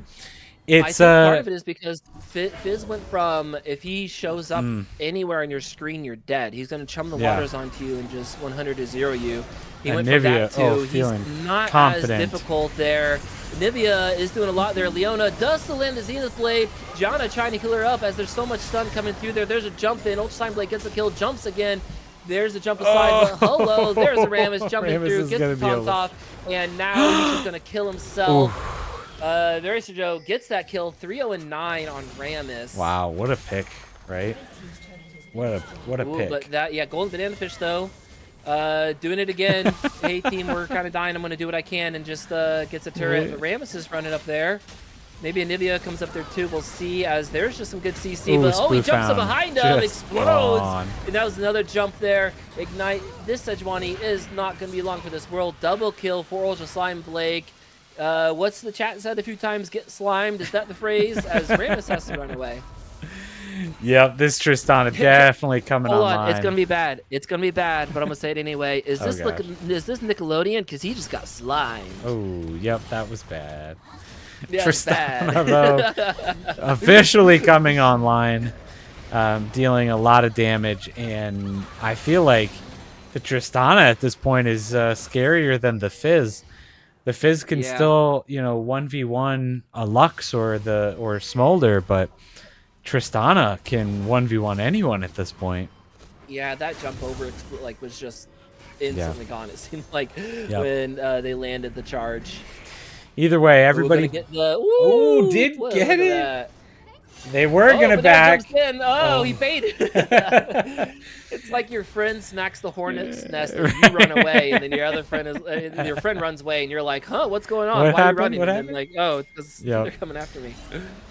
Oh, another one. He knows. Oh, what Ultra Slime Blake is officially not going to be back for the Baron spawning at this point. Baron coming up in 10 seconds. Man, Dalp just putting in some work here, making sure that that backs are not being taken. Anivia pushing bottom lane, though, is going to be able to get that turret taking some damage, as Golden Banana Fish is already in the top lane, already here for the Baron fight. So, I don't know. This just kind of seems like if BMCD can just kind of, bait this one out a little bit. Don't do anything crazy and just let Anivia take that bottom turret. Good job. They're clearing out vision. Great. They're walking together. They're making sure they're being methodical with it, which is what they need to be at this time. Ooh, trying to get a pick. Backside, great job, jumped away. Fizz gets spotted out and is not able to jump in and pick anyone off. Like you said though, Anivia doing so much pushing. That tower had 5 plates and is now down to 1. So definitely going to go down here. Are they going to push forward? Anivia doesn't have a whole lot of mana if she wants to join in for a long team fight, and we'll see if anyone gets picked off or caught out here from Leona. No, but forcing the Yorick to go he's back out there, man. Again. Smolder does not flash. He is stepping so far up there. BMCD just playing this, I feel like, perfectly. Just being a nuisance everywhere. Luckily not getting caught out, not doing anything too crazy, just getting that turret. Oh no, that was Yorick that got the turret in the top lane, it said. Okay, yeah. Oh, that's funny. Like you said, they did such a good job of making betas respect a quick Baron, making them respect a good pick off, and then just making sure that as they play that back and forth, that they are ones in control of the waves. Yeah, which, again, to be honest, 10 minutes ago, Ultra Slime Blake showed us how quickly he could take down the Baron. Yeah. He's going to show how quickly it is going down. Again, already half health. I don't even think they know it's going down. Either that or they officially decided that Elder Drake is coming up in 30 seconds, so we're going to just focus on that. But with these empowered backs, man, BMCD is going to be there in time for this Elder Drake, too. Oh, this is, I feel like, going to be the fight for the win at this point. Is BMCD going? Oh, another good wall, but they're such wanting to make sure that they are not going to be in there very long, but not very long. I mean, he's going to die already. Blast Cone separates them. It's a 4v5 for this Elder. What's going to come of it? There's no CC. They keep dodging back and forth. Happy feet for Ultra Slime Blake and Commando. as they're coming around behind them, underneath them. Leona is now all of a sudden there. Zenith Blade not going to land. Is Big Large going to be able to help carry his team, even though he's 0-7-1, as there's definitely some big dancing for this Elder. Oh, that's some good damage. Man, he's doing some good damage there. Oh, has to blow off the hourglass as they get rooted up. Fizz taking so much damage, has to flash over the wall, now dances away, hops on his pole. His trident is going to help him to safety there. Walled, ooh, that was so close to actually securing the Sejuani there. Tornado comes across, hits a couple. Mom is there to help out. Fizz looks like he wants to come out on the backside again and see if he can pinch around here, as he can do a lot. What a solar flare. Uh-oh, he's in trouble. Big Large tries to flash away. That explosion is going to kill him. The flash, but maybe the flash, the heal and the shield doing enough. Yorick is back. Get the kill on the Lux. Here he's back on the backside. They took so long that there's Yorick again. And Big Large trying to do what he can, but can't do enough. Fizz just being patient, gets the kill. Yorick, so many jumping. Everyone's just leapfrogging around. And are they going to be able to continue on here? Ultra Slime Blade getting another one, gets interrupted. It does not matter. Double kill. And are they just going to push it and win? We might be off for game 3 here as the Tornado hits all 4. All right, Dal showing off. All lanes are pushing already, and this Tristana still with Baron buff wants to go end it. Tristana being one of the best at pushing towers. They are calling for the end of the game. 14-1-3, man. Ouch. Oh, 14-1-3 will get the job done on a Tristana. Really impressive, too, for Eraser Joe to go deathless in this game. We're going to see some attempt, but Soulful are not going to be there. Does land a stun, does land Zenith Blade. They're pushing him off pretty good. There's the kill there. Are we going to see Tristana just end it? All right, good call. Yep. GG's to BMCD, EPC or feed, bringing us to the coveted game number 3. Good. I jinxed them on purpose. You jinxed them on purpose. That last fight was the kind of fight where in like the professional league they would cut to the casters like jumping and yelling and screaming like what was even going on there. That was such an extended fight that Yorick literally died and spent the 35-40 seconds whatever it was in base and teleported back and came in, but unfortunately it was not enough to stop BMCD from coming back and winning game number 2. We need to queue up the silver scrapes because we are going to a game 3 in this losers bracket final. Who is going to be going home? That last fight, Big Large, like the way that they were able to force Betas to funnel, and when you have to funnel against a Leona and a Nivea, you're in trouble. And then also that Tristana, being able to pop off and hop around. Big Large just somewhat in the wrong spots enough that when they just couldn't get through that funnel area, it was over at that point. And Yorick seemed like there was some hope, but Yorick's not Darius to then pop off. And I wonder if we'll just get like straight same 6 bans off the top here, because after the 2 games that Ultra Slime Blake has had, I mean, I would ban out Calista again. Oh yeah, absolutely. That's got to be coming. Yeah. For sure. And I assume we'll have to see the Ivern and the Maokai ban for obvious reasons. But what an incredible comeback by BMCD there. That was what an incredible top lane matchup. That was something, again, I had no idea what to expect out of that. And it was really, really incredible to see the Anivia struggle those first 6 to 8 levels and then just come back in such a strong way. Every single wall was placed, I feel like, so well, just making a maximum impact there. It was really fun to watch. All right. I wonder. I'm gonna throw an R in there and say that we're ready, because I mean, why keep this down? Trade you for Pike. All right, Calista for Pike. All right, I see. Oh man, that'd be a fun one. That'd be a fun game to watch. All right, everyone's ready for draft, and we're on the same sides again. BMCD on blue, Honeywell betas on red. Winner goes on. Loser feels bad, even though they were good games.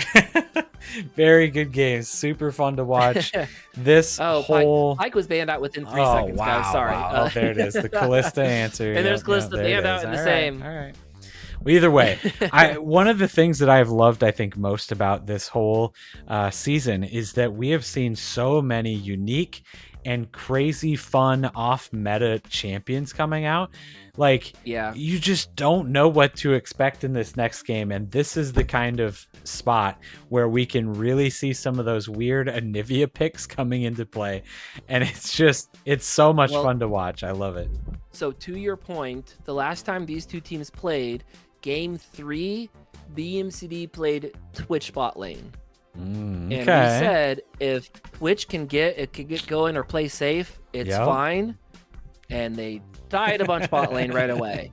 And so if we see a Twitch again, I mean, that's again been a play style. I think that would be pretty well in Ultra Slime's wheelhouse of I can pop up and do a lot of damage. So we'll see as Nautilus gets picked up. And again, we're all bans, all 3 games for these first round have been the same. I like it. Sticking with the switch it to the draft screen if you can. Oh gosh, I'm sorry. Guys. There you go. I mean, what do you guys need to see the screen for? We're telling you, we're painting you a picture of what's going on. Ash getting picked up for betas. That is, I feel like something that we saw it, I feel like more at the beginning of our season. Yeah, we saw it with the Ash Seraphine a lot at the beginning. Yeah, we'll see if they end up picking Seraphine. Well, do they need to? Because Nautilus is already picked up here. Although, is Nautilus something you pick into Seraphine? Maokai does get picked up. That is more likely bot lane. Dalp loves playing Maokai support. I know AMF Cerberus, I know Seraphine, but Groot is the one I think that we all needs to be picked here. Dalp isn't messing around anymore. Yep. He's ready to come. Oh no, there's the Ivern! Oh. It is getting picked up.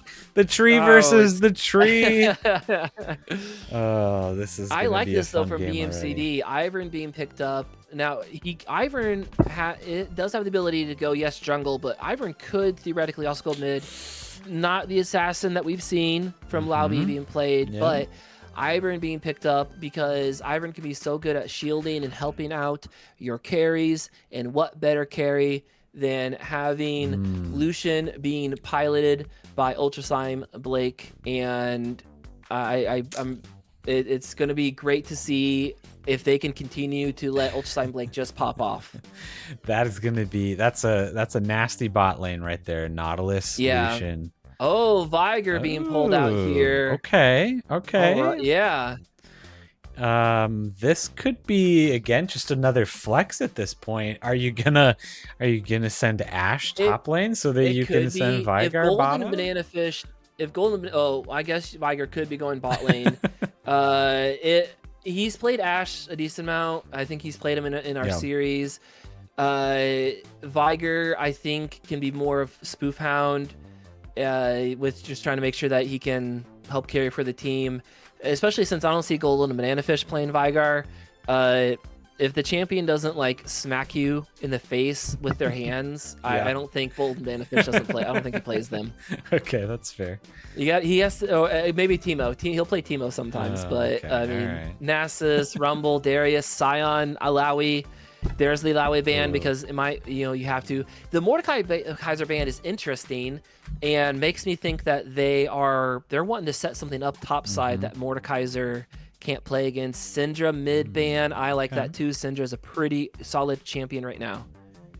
Yeah, absolutely. We might see Golden Manafish go for Sion here. Viger's a flex. Viger, he technically is a flex. But do you want to flex Viger game 3?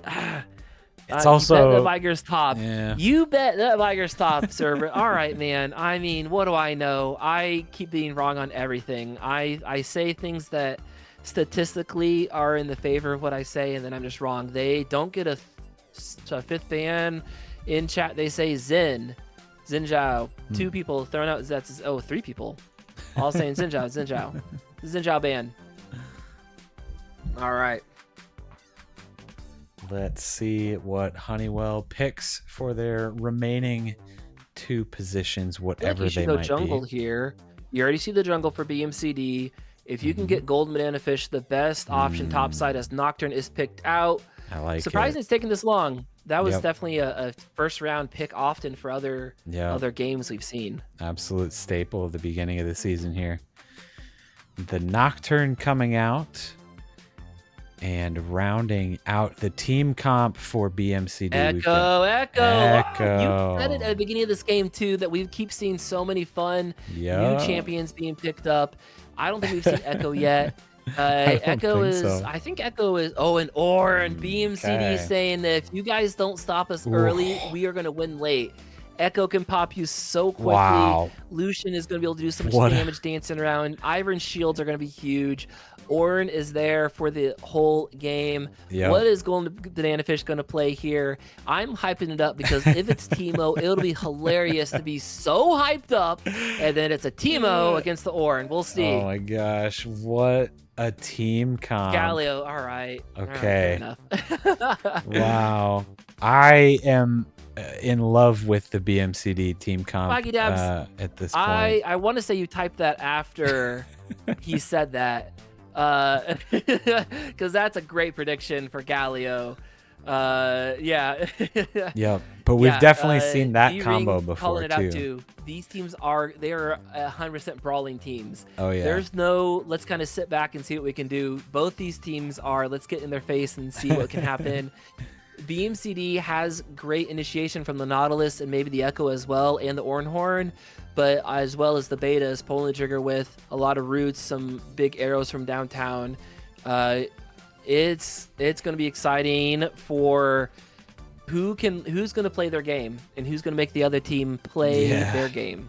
Yeah, this is going to be a wild one. I mean, I mentioned at the beginning of the last game how wild it was, how aggressive these teams were being towards each other. You throw these team comps now into that, and this is going to be a fantastic finale. But only one of these teams can win. Yep. Who is going to win this? I'm going to put the predictions live in Twitch chat. Oh, I have to choose the prediction winner from last time. BMCD, EPC, or Feed. Darth Dog wins. I like that. His heart burns for Burns. I feel like that is on level with the dad jokes that I've made, so I appreciate you saying that. Amazing. All right, new prediction is live in Twitch. Go waste all of your channel points predicting who you think is going to win this game number 3. Is it going to be the number 1 seed coming into the playoffs, Honeywell Bilgewater Betas, or is it going to be the contenders, the other team that is not Honeywell at this point? Look at these like amounts that are being bet. Everyone's going all in. That's what we like to see. While you're making those bets, if you do have, if you want to be able to subscribe with Prime or just subscribe, go for it as well as you win or lose all these prediction points. Betas are still ahead right now, but man, it is tough for me to say. You know what? I think for all fairness, because I'm such a caster curster, I think I should abstain and give both the teams the best chance they have at winning these games. Okay, well, I'm going to go out on a limb. I love both of these team comps, but you know what I really think is going to win this game is the Honeywell Bilgewater Betas. I feel like, again, coming into, just like I mentioned before, coming into the playoffs in Seed 1, they played the best during the regular season. They did lose one game to the Honeywell Arcane Alphas, and then they have absolutely swept with the fury of losing to their sister team through this losers bracket. And I don't think that they are going to lose it in a game 3 right before they get that rematch.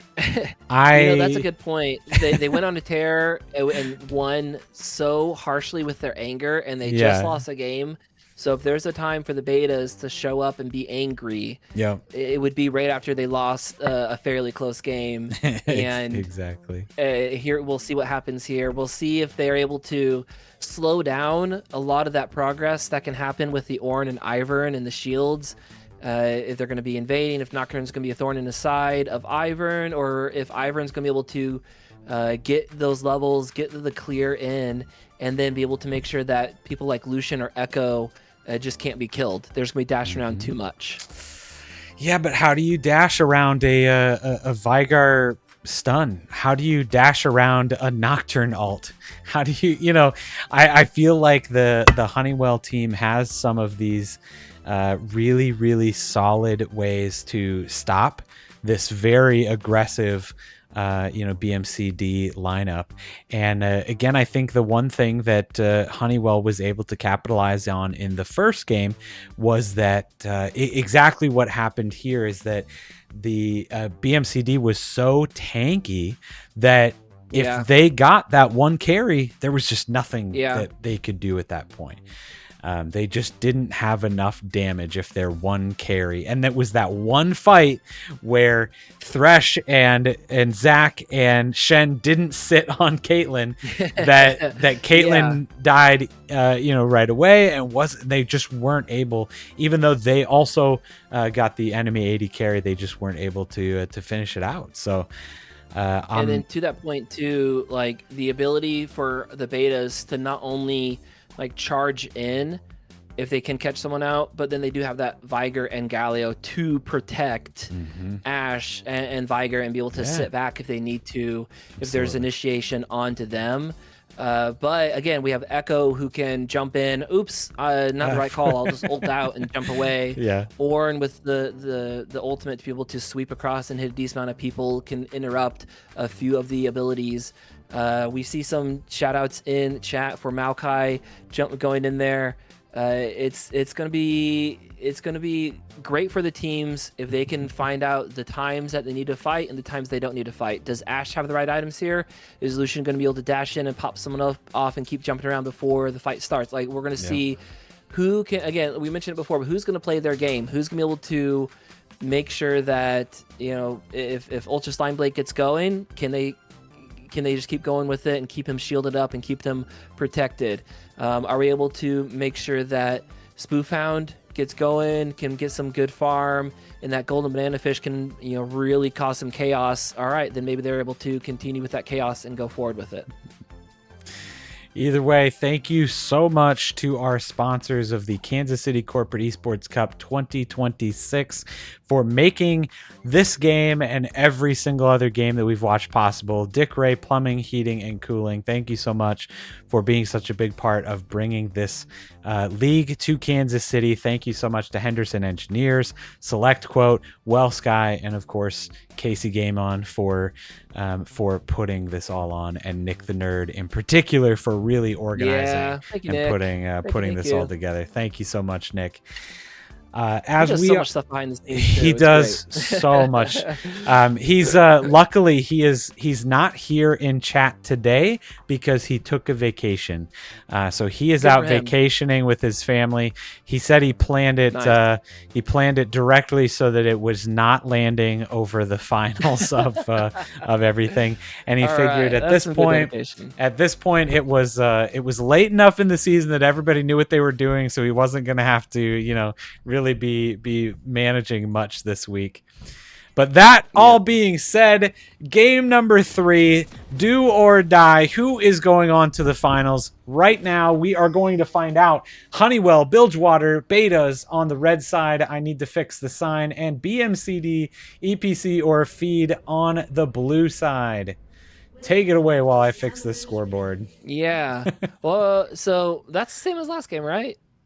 Or is no, they did switch it up. They switched, yes. No. All right, fair enough. Oh yeah, because Lowy was dancing around Fizz on red side. So it really, I think, is also going to come to this beginning here, and it sounds super dramatic, but it really can come down to Eraser Joe. How well does he know where to go and the timing for the camps, as well as Bacon OP? Does Bacon know if he can disrupt, where he could disrupt? There we see a ward out in the river right outside blue to make sure that Nocturne isn't pulling any shenanigans early here. What's your time at so I can make sure I am Oh, yeah. 106, not being 107, crazy. 108, Oh, okay. 109. I got to catch up just a bit. All right, I'm caught up. All right. Echo, we haven't seen yet. Echo being able to throw out his Time Winder, goes out, comes back. Echo has that 3-hit passive that does extra damage and gives move speed. And the really good Echo's jumping in with the Time Winder and his leap forward. We're going to see how well Lauby can, again, pull off some of his assassination attempts, especially when he starts to roam around. Oh, sorry. You guys are right. Viger top lane. Yeah, I just don't know what I'm talking about. Yeah, man. I mean, fair enough, I guess. That just... Fair enough. I mean, yeah, I got nothing to say on that one. Hopefully he doesn't get CC'd into Oblivion and can cage it out, but we'll see if he's able to get his stacks up as well. No, there's more stacking this game. Ooh, good jump away from Echo. Echo throwing out the shield, does get the stun as well. Ignites out onto the Galio. Ooh, and now Commando following through. Golden Banana Fish needs to get this pushed out, or he's kind of a little stuck there. Ivern has done a good job of clearing so far. Nothing has gotten stolen. A ping on to mid. As Echo is in a little bit of trouble, we'll see if he's able to bait it out, and if they can stun up the Galio.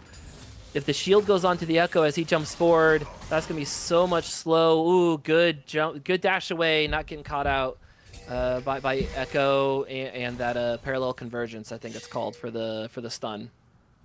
Oh, you got lots of those spell names in your brain. I mean, I do not. Especially mid lanes, and Yeah. I used to play a lot of Leona too. But like, I got a lot of those. Yes, it is also Echo from Arcane as well. If anyone is looking at that too. Yeah, very famous, good flash out, Golden Banana Fish, because he did not get that wave pushed out, and Eraser Joe went from mid and just walked right on up to top side. We have a Wild Griever in the chat as well. Welcome in as we are just starting this game number 3. Up there. Good dodge out. Gets the taunt. We're going to see the Dustbringer come through there. Minions! Echo jumps away. Echo's down, and I think those minions helped take him down. First blood for Nocturne. Just enough. Barely. I mean, I imagine they would have been able to get that either way, but the minions get securing. I mean, Echo jumping over a wall. If Echo doesn't get taken down by those minions, his next jump over a wall, I think he's good. As now we see a good engage for engage. Maokai is ignited. That tree is burning and running away, but Ash is also laying down some damage. No. There is no flash for Golden Banana Fish. There's some CC. Eraser Joe picks up the kill. Just a happy jovial tree guy running around. just a tree guy. Whoa. That the jungle tree guy is doing it well. The bottom lane tree guy is survived the burn. I think he's a guy tree. Oh, right? Okay. Or who's the tree guy and who's the guy tree? The guy that's a tree. Oh man. But Ultra Slime Blake doing so good with CS, being up again. That has been, I think, again, that's why they ended up trying to go for a team comp with Ivern and Ornn. That if this game can go long enough with Ultra Slime Blake, being able to have so much team behind him and so much items behind him, that they're going to help try to focus on this again. The stun coming through there. Oh, he still gets stunned as he tried to predict it with the Justice Punch there, helping clear everything out. But that was that would have been pretty clean if you would have backed up out of it and came right back in. Right. Unfortunately, with Galio being Galio, Echo is not able to do much damage. Yeah, all. and with Galio being able to spoof going to show up this game. Yeah, I agree, Cerberus. As we're seeing Commando just doing so much, there's some brittle damage coming through. Echo can wave clear pretty good, but Galio deceptively can also clear really fast, as we have the tether gets broken. Good job from Ivor in making sure it doesn't get feared up. A fight over Scuttle, and there's 6 for Nocturne. Are they going to pull the trigger somewhere? Not a great place there's to gonna do the thing. All right. Yeah. But getting all of that vision immediately go around into the Ivern. Like if Nocturne jumps in and then Galio goes on top of him, it's 2 level 6s versus an Echo who's level 6s. Yes, an AoE damage, but you kind of gotta be there a little bit longer in the fight. Yeah, they could have. Maybe they'll use it around Dragon here. I imagine they want to use it on the Lucian, but maybe it looks like as he's pathing back up top for red, looking at the Ornn up top lane to try to get this Viger a little bit of breathing room. Question mark being coming from Echo. Bobby's saying like, hey guys, like just be ready for him to be anywhere. Oh, he's back mid because he can, throw out the Q, then dash through everybody, then walk up and colossal smash a decent amount. And so he has some pretty good wave clear too. Ooh, Ashe just got 6 as well. All right. And they're not ready to pull the trigger on it, but they definitely have some tools ready to go. Ivern's 6 now. We'll see if Daisy makes an appearance for this dragon fight. Ivern clearing out some wards. I don't think he wanted to start that dragon. I think that was just... Oh, whoopsie. Yeah. Oh, it looks like they are going for it. Oh, in the air. Everyone is... Oh, Maokai's not 6 yet. This might be a little rough for betas as Echo is trying to zone people out. They do not have vision. That's a great job of the plants. Maokai doesn't care. He's going to go in there. This is going to be a huge knocker from Galio's. Now they're on the backside. You called it. Lucian does go down. They're going to continue to try to go for the fights here. Some knocks around from Maokai. Echo dashes back. Is going to get the kill onto Ashe. Who are they going to turn to next? Ornn does get killed off by the winds. Daisy is still alive for now, but also goes down. Triple kill. How'd that happen from Nocturne? Great job from Justice Punch. Is not able to land the taunt there as Ivern has to flash out. And there's Viger, Golden Manafish, just up top lane. And doing his thing. Almost a complete team wipe from the side of Honeywell Bilgewater betas. Coming out strong. Galio was so good. Maokai Dalp not caring that he's not level 6. He saw his opportunity to go in and did. He still has the Nature's Grasp, but he might die. Is he going to pop it before he runs out of here? There it is. Yep, because he still has it, but the dash away. Nocturne might be going down. The dragon's kind of low, but everybody's back. He's going to jump in there. Gets the pond. Bacon OP gets another kill. How does he have? He's 5-0-1. Ashe gets stunned up, so she cannot continue following in there. Red team gets the kill. They're going to try to run away because, I mean, that's what you should do right now. Right. But Echo's there. He's going to cause some problems. Oh, man. Stop some backs. BMCD came back in and said, we need to stop this this dragon, and Honeywell said, you really want round 2?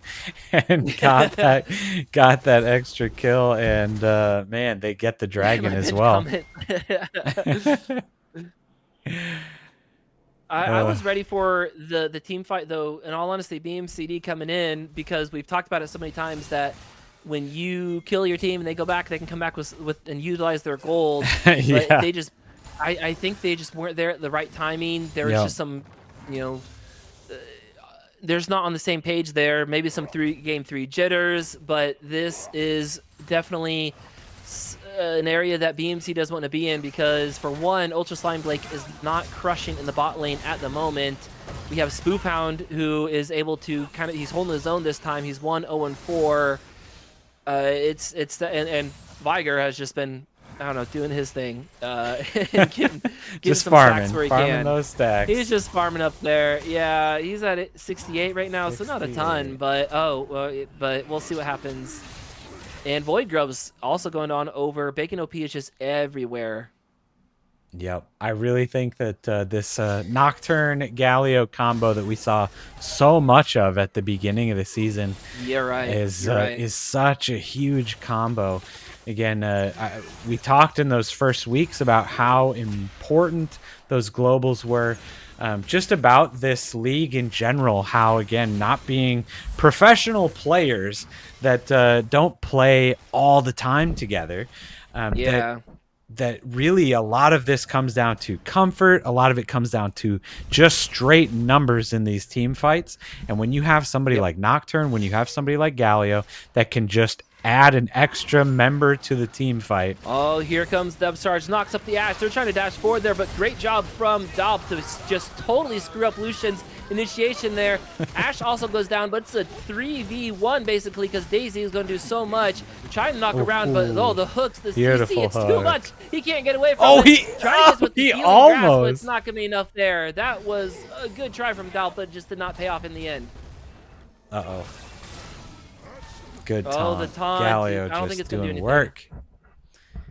Galio definitely just in charge of this lane. Echo definitely getting his farm out of it, but not able to just even touch Galio at this point. Keeping the farm even there. Vigar at least getting ahead in farm in the top lane as well. Again, I'm not familiar with top lane matchups really at all, but an Ornn versus Vigar is not something that I'm familiar with in general. But Vigar holding his own, definitely a little bit ahead in farm is good when the rest of your team is also ahead. Vigar is at 87 stacks right now. Going back, picking up, Rod of Ages, Ione Boots, just wanting to survive until he can just press R into someone. Really, at this point. Yeah. Ooh, Echo doing a decent amount, trying to go through, gets a stun, gets a shield out there, but like you said before, just not doing the ton of damage to Spoofhound, who is just so tanky. Spoofhound more than happy to just tank that up. I would love to see betas need to start utilizing this Nocturne ultimate more. He's 5-0-1, and they haven't been running around like crazy and using it on cooldown. Yeah, Kim Drake's up in a minute, but you're up 5-0-1. Start using it so you can really just cause so much pain that they don't even have a chance for an attempt at Dragon, especially when you have the arrow as well. I think that's where beta needs to be focusing, is making sure that Nocturne is staying on the gas pedal here, because if he doesn't, we're gonna see. Ooh. Oh, Echo is ganking topside, is able to land that 3-hit passive, is continuing to run around. It's like, finally, I'm doing some damage to somebody. Gets Vigar to the half. I do damage when I landed on someone. Yeah. Galio starting to make his way up there. Nocturne is behind here. They're trying to bait it out a little bit. There goes the arrow. There goes so much of it. The knock-up, though, there's a backtrack there. He's near side. Is he going to go down? The flash forward. They are doing such a good job. The hook is the under tower. He's not quite there. He's trying to hook his under tower. Bacon OP comes away with the kill again. That TP is going to be too late. But they don't know that Ivern's also there. Daze is going to come out here. Here's the Ornn Horn. That's going to dispel so much trouble as it's a triple knockup. Here comes the Hero's Entrance. Also a triple knockup because of Daisy there. Ivern gets picked out. Spoofhound just does not take any chances and flashes on top of him. Speaking of flashes, there goes Nocturne trying to do what he can. There's a Brittle. It's not going to do anything there. The shielding trying to help out. The flash for Flash coming out there.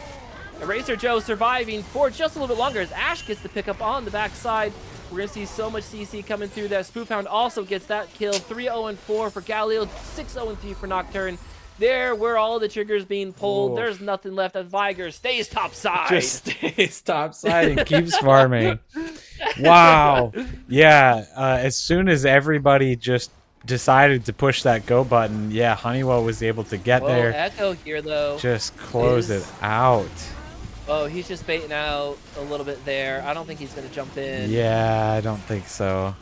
I don't think you can with your Ivern still coming out of base. I don't think you can. Here, what I kind of was wondering was going to be if he jumped in and immediately pressed R, and then Dalp tries to jump on him and root him up, and then he's going to get pulled back over the other side of the wall. I guess he did a flash, but that would have been like you know, way 40 chest type of thing going Yeah, oh, yeah, on right. for Fun. support. But Yeah. you're right. Good call from him. Just going to go back. Not worth it there. Yep. Ivern is picking on Rift Herald. Are we going to see some more fights around there? Because Nocturne's ult is already back up. Dalp, And all right, there's some happy feet. He's dodging out everything. Gets hit up there. He does have flash, but he's just going to root on the nearest target. There comes the Nocturne, as there is a crystal arrow onto Lucian, so he just can't do anything. They're just so far CC'd. Ivern trying to show up, but he gets met with some plants for plants, but not his favorite ones. wow, that Nocturne ult just clutch right now. This whole game. 6-0-4 on the Nocturne. 700 gold bounty on him right now. Just Bacon really making himself known in this Galio's game. here. Viger has officially left. Viger, sorry. Yes, left the top lane. I got so excited I couldn't even say the Viger. He got his tower and he's like, all right, give me another one. I need another tower to push. I know we've made some dated jokes, but Captain Dabs, even his teachers call him Spoofhound 3. That is a clutch joke in reference to, was it just oh my goodness, what was his name, the top laner? I know I once you say it I'm gonna remember, but I love that. That's a, I don't know, if I could give a thumbs up I would over there. But Ash gets this tower in bot side. 2 towers go down for Honeywell Bilgewater beta.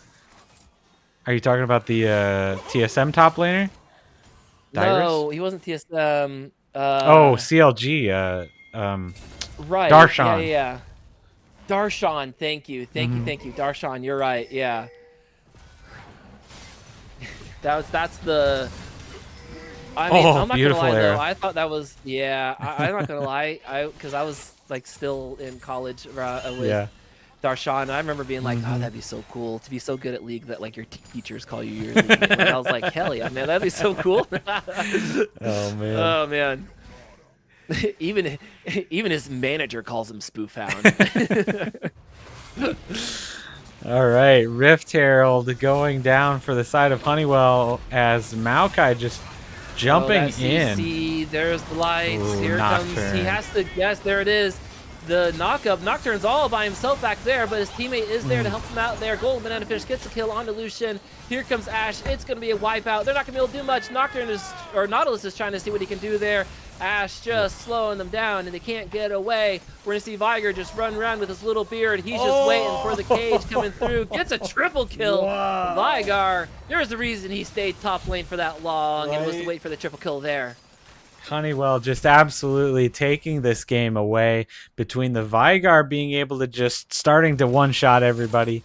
And I think what we called out earlier is that really you've got the Lucian on the side of BMCD that is the carry. And they're doing their best to protect him, but when you have a Nocturne... Ash just getting jumped onto here. Here comes the hit passive. He's going to... Oh, I was waiting for the ultimate back to see if he can get there. Lucian trying to get there onto Spoofhound. Spoofhound running away. I'm not sure if they're able to fully catch this. Echo sees them under tower. He's going to make a call for it. Gets the kill and then bounces out of there. That's the super annoying thing when you play against Echo, is that he's just going to press R and jump out of there. Yeah. Yeah, so I like what BMCD did with their really going big on the protect the carry comp with Ultra Slime Blake here, but they need to protect him, otherwise this is not going to work out for them super well. They, I think, also need to let this Lucian farm a little bit, even in CS with Ash, but down in kills, 0 and 4, is not helping him out any at all. But we do have 20 seconds until the next dragon comes up. We're going to get another Infernal Drake. There's the lights. Here he goes. The flash away. It's not going to do anything for you, man, because Daisy's there. Arrow coming in from downtown. Picks on to the Echo. He's going to be stunned for eternity and can't get out of there. Can't push R when you're stunned. I know it was down, too, though. It was down. He couldn't have pushed it anyways. Well, no, I like it. Even if it was up, that was still, I like it. And the TP from Spoofhound to make sure that he's picking up a lot of that. DS, Ash Tiger pushing out mid. Feeling so confident about that dragon. He is teleporting away from it to the top lane to just go and 1v1 that Ornn.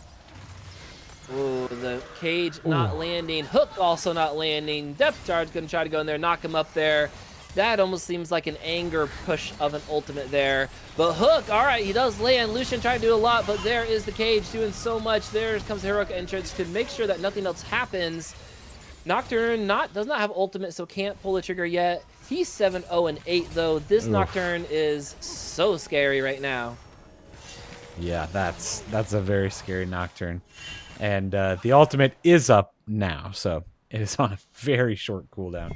It is on a short cooldown, yeah. Quick stack check. Viger has 169 stacks, just so everybody is aware. It was called out in chat. I think we talked about it too. Like Lucian can do a lot for his team. Can be pretty bursty and jump in there, but just super short range and not quite as quickly to carry as some of the other champions he's played, like the Tristana.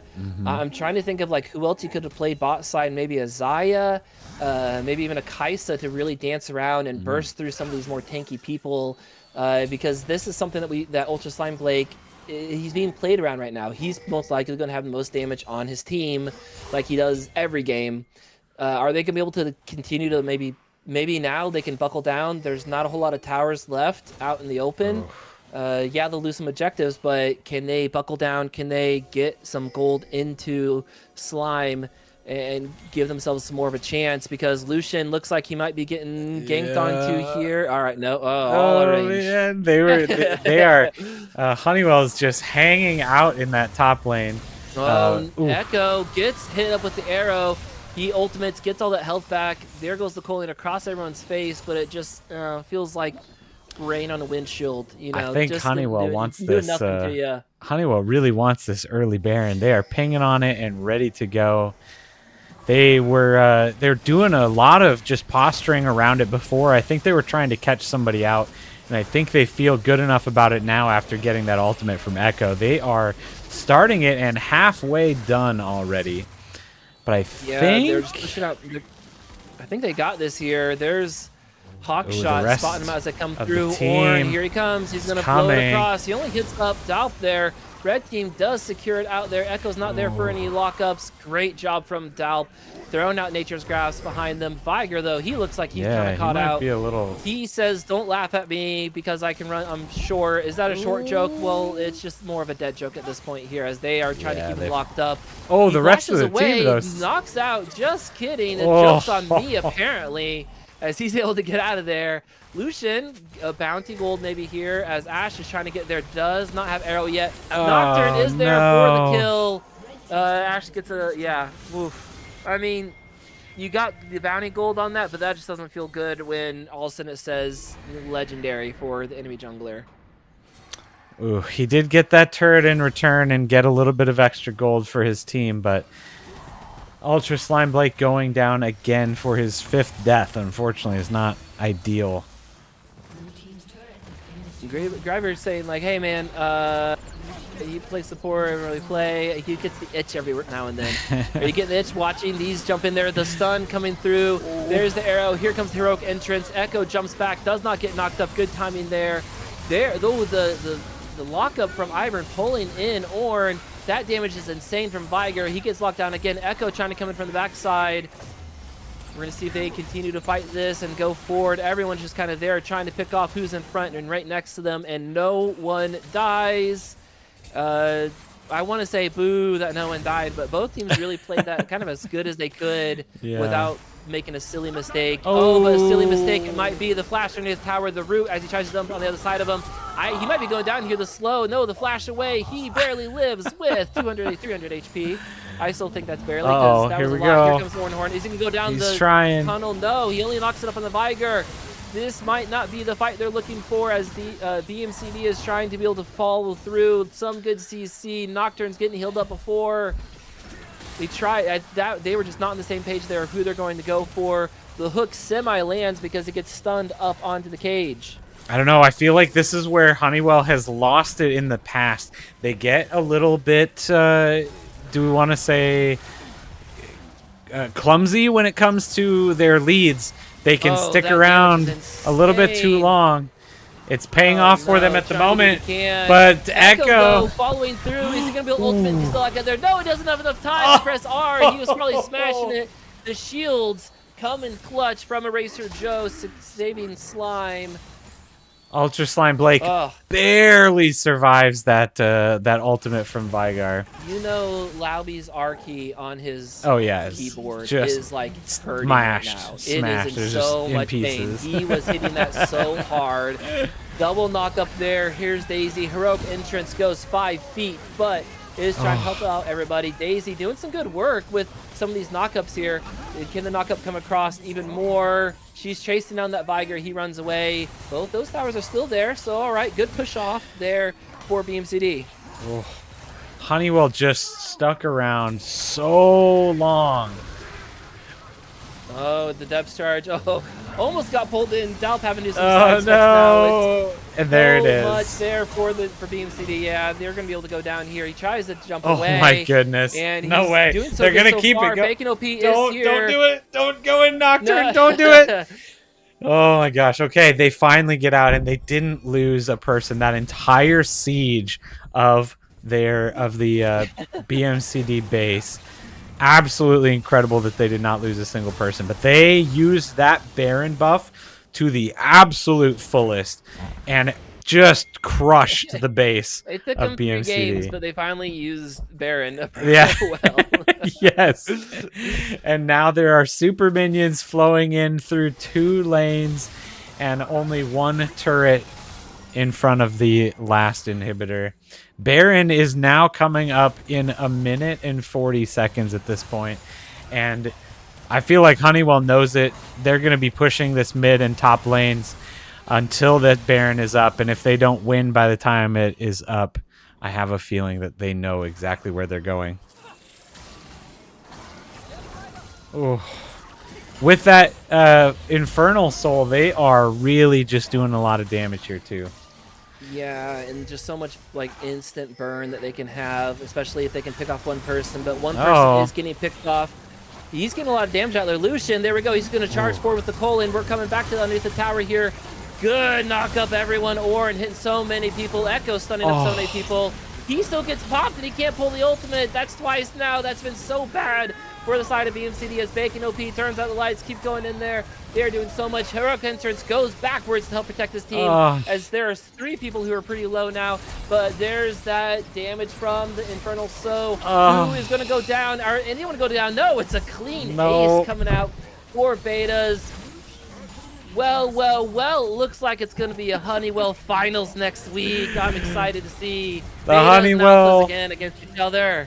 Honeywell Bilgewater Betas take it in Game 3 in a very decisive, very angry win over BMCD, EPC, or Feed.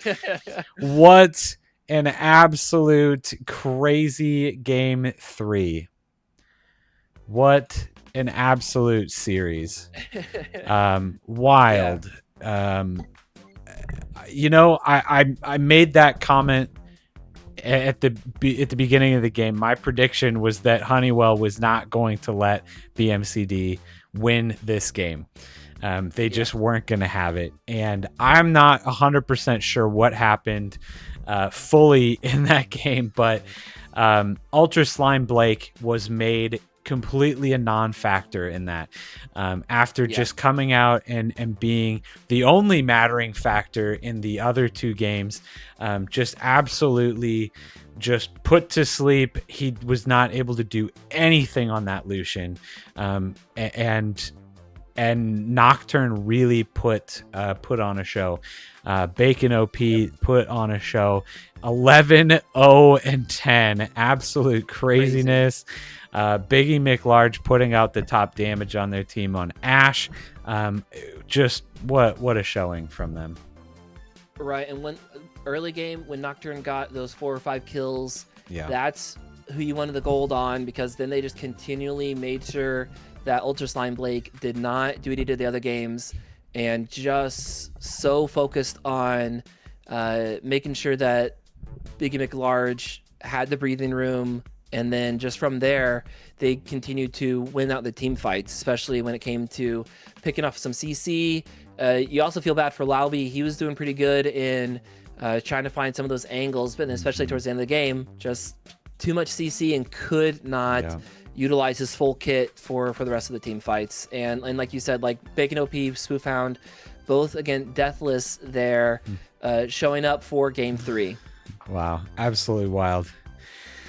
Either way, thank you so much to everybody for showing up, not only today for this losers bracket final, but thank you so much for being with us this entire season. It's been an absolute pleasure being here for you guys throughout the season and into these games. We know that these teams are putting absolutely everything into these games, and it's been fun to watch it.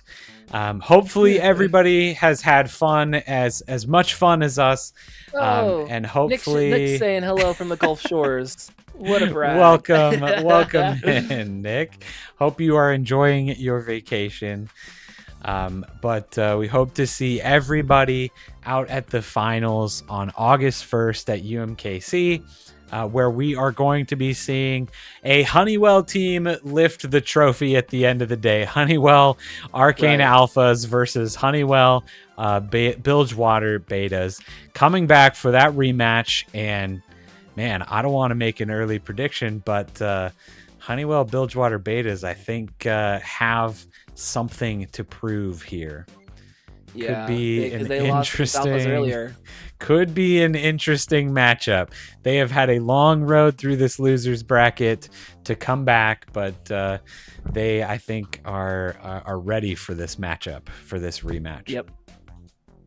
Yeah, it'll be great. I'm excited to confuse Honeywell alphas and betas in the finals, but great job from Burns and Mac, though. Like we said, like these games, again, it went to game 3, only the second time so far in the tournament realm that we've had a team go to push to game 3, and it's very well deserved.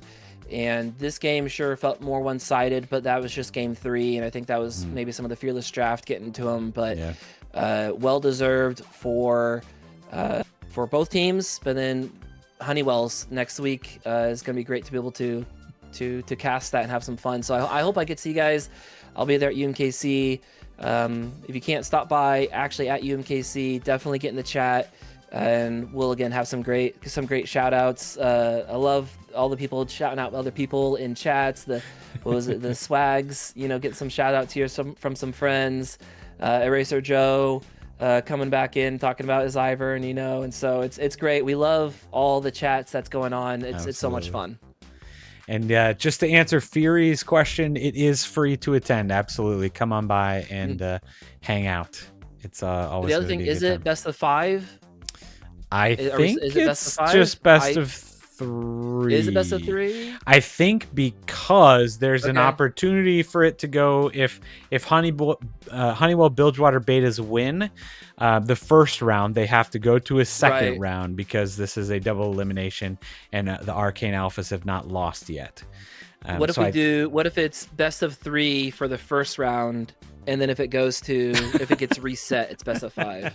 I think Nick coming in here saying it's best of 3 grand finals. All right, man. Yeah, that's fine. I think that all comes down to how late everybody wants to stay there if that goes that way. But either way, it's going to be a good match for sure. So yep. All right. For 8 hours. What kind of question is that, man? I'm ready to talk for 8 hours straight. I got it down. I'm ready. All right. Thank you, everybody.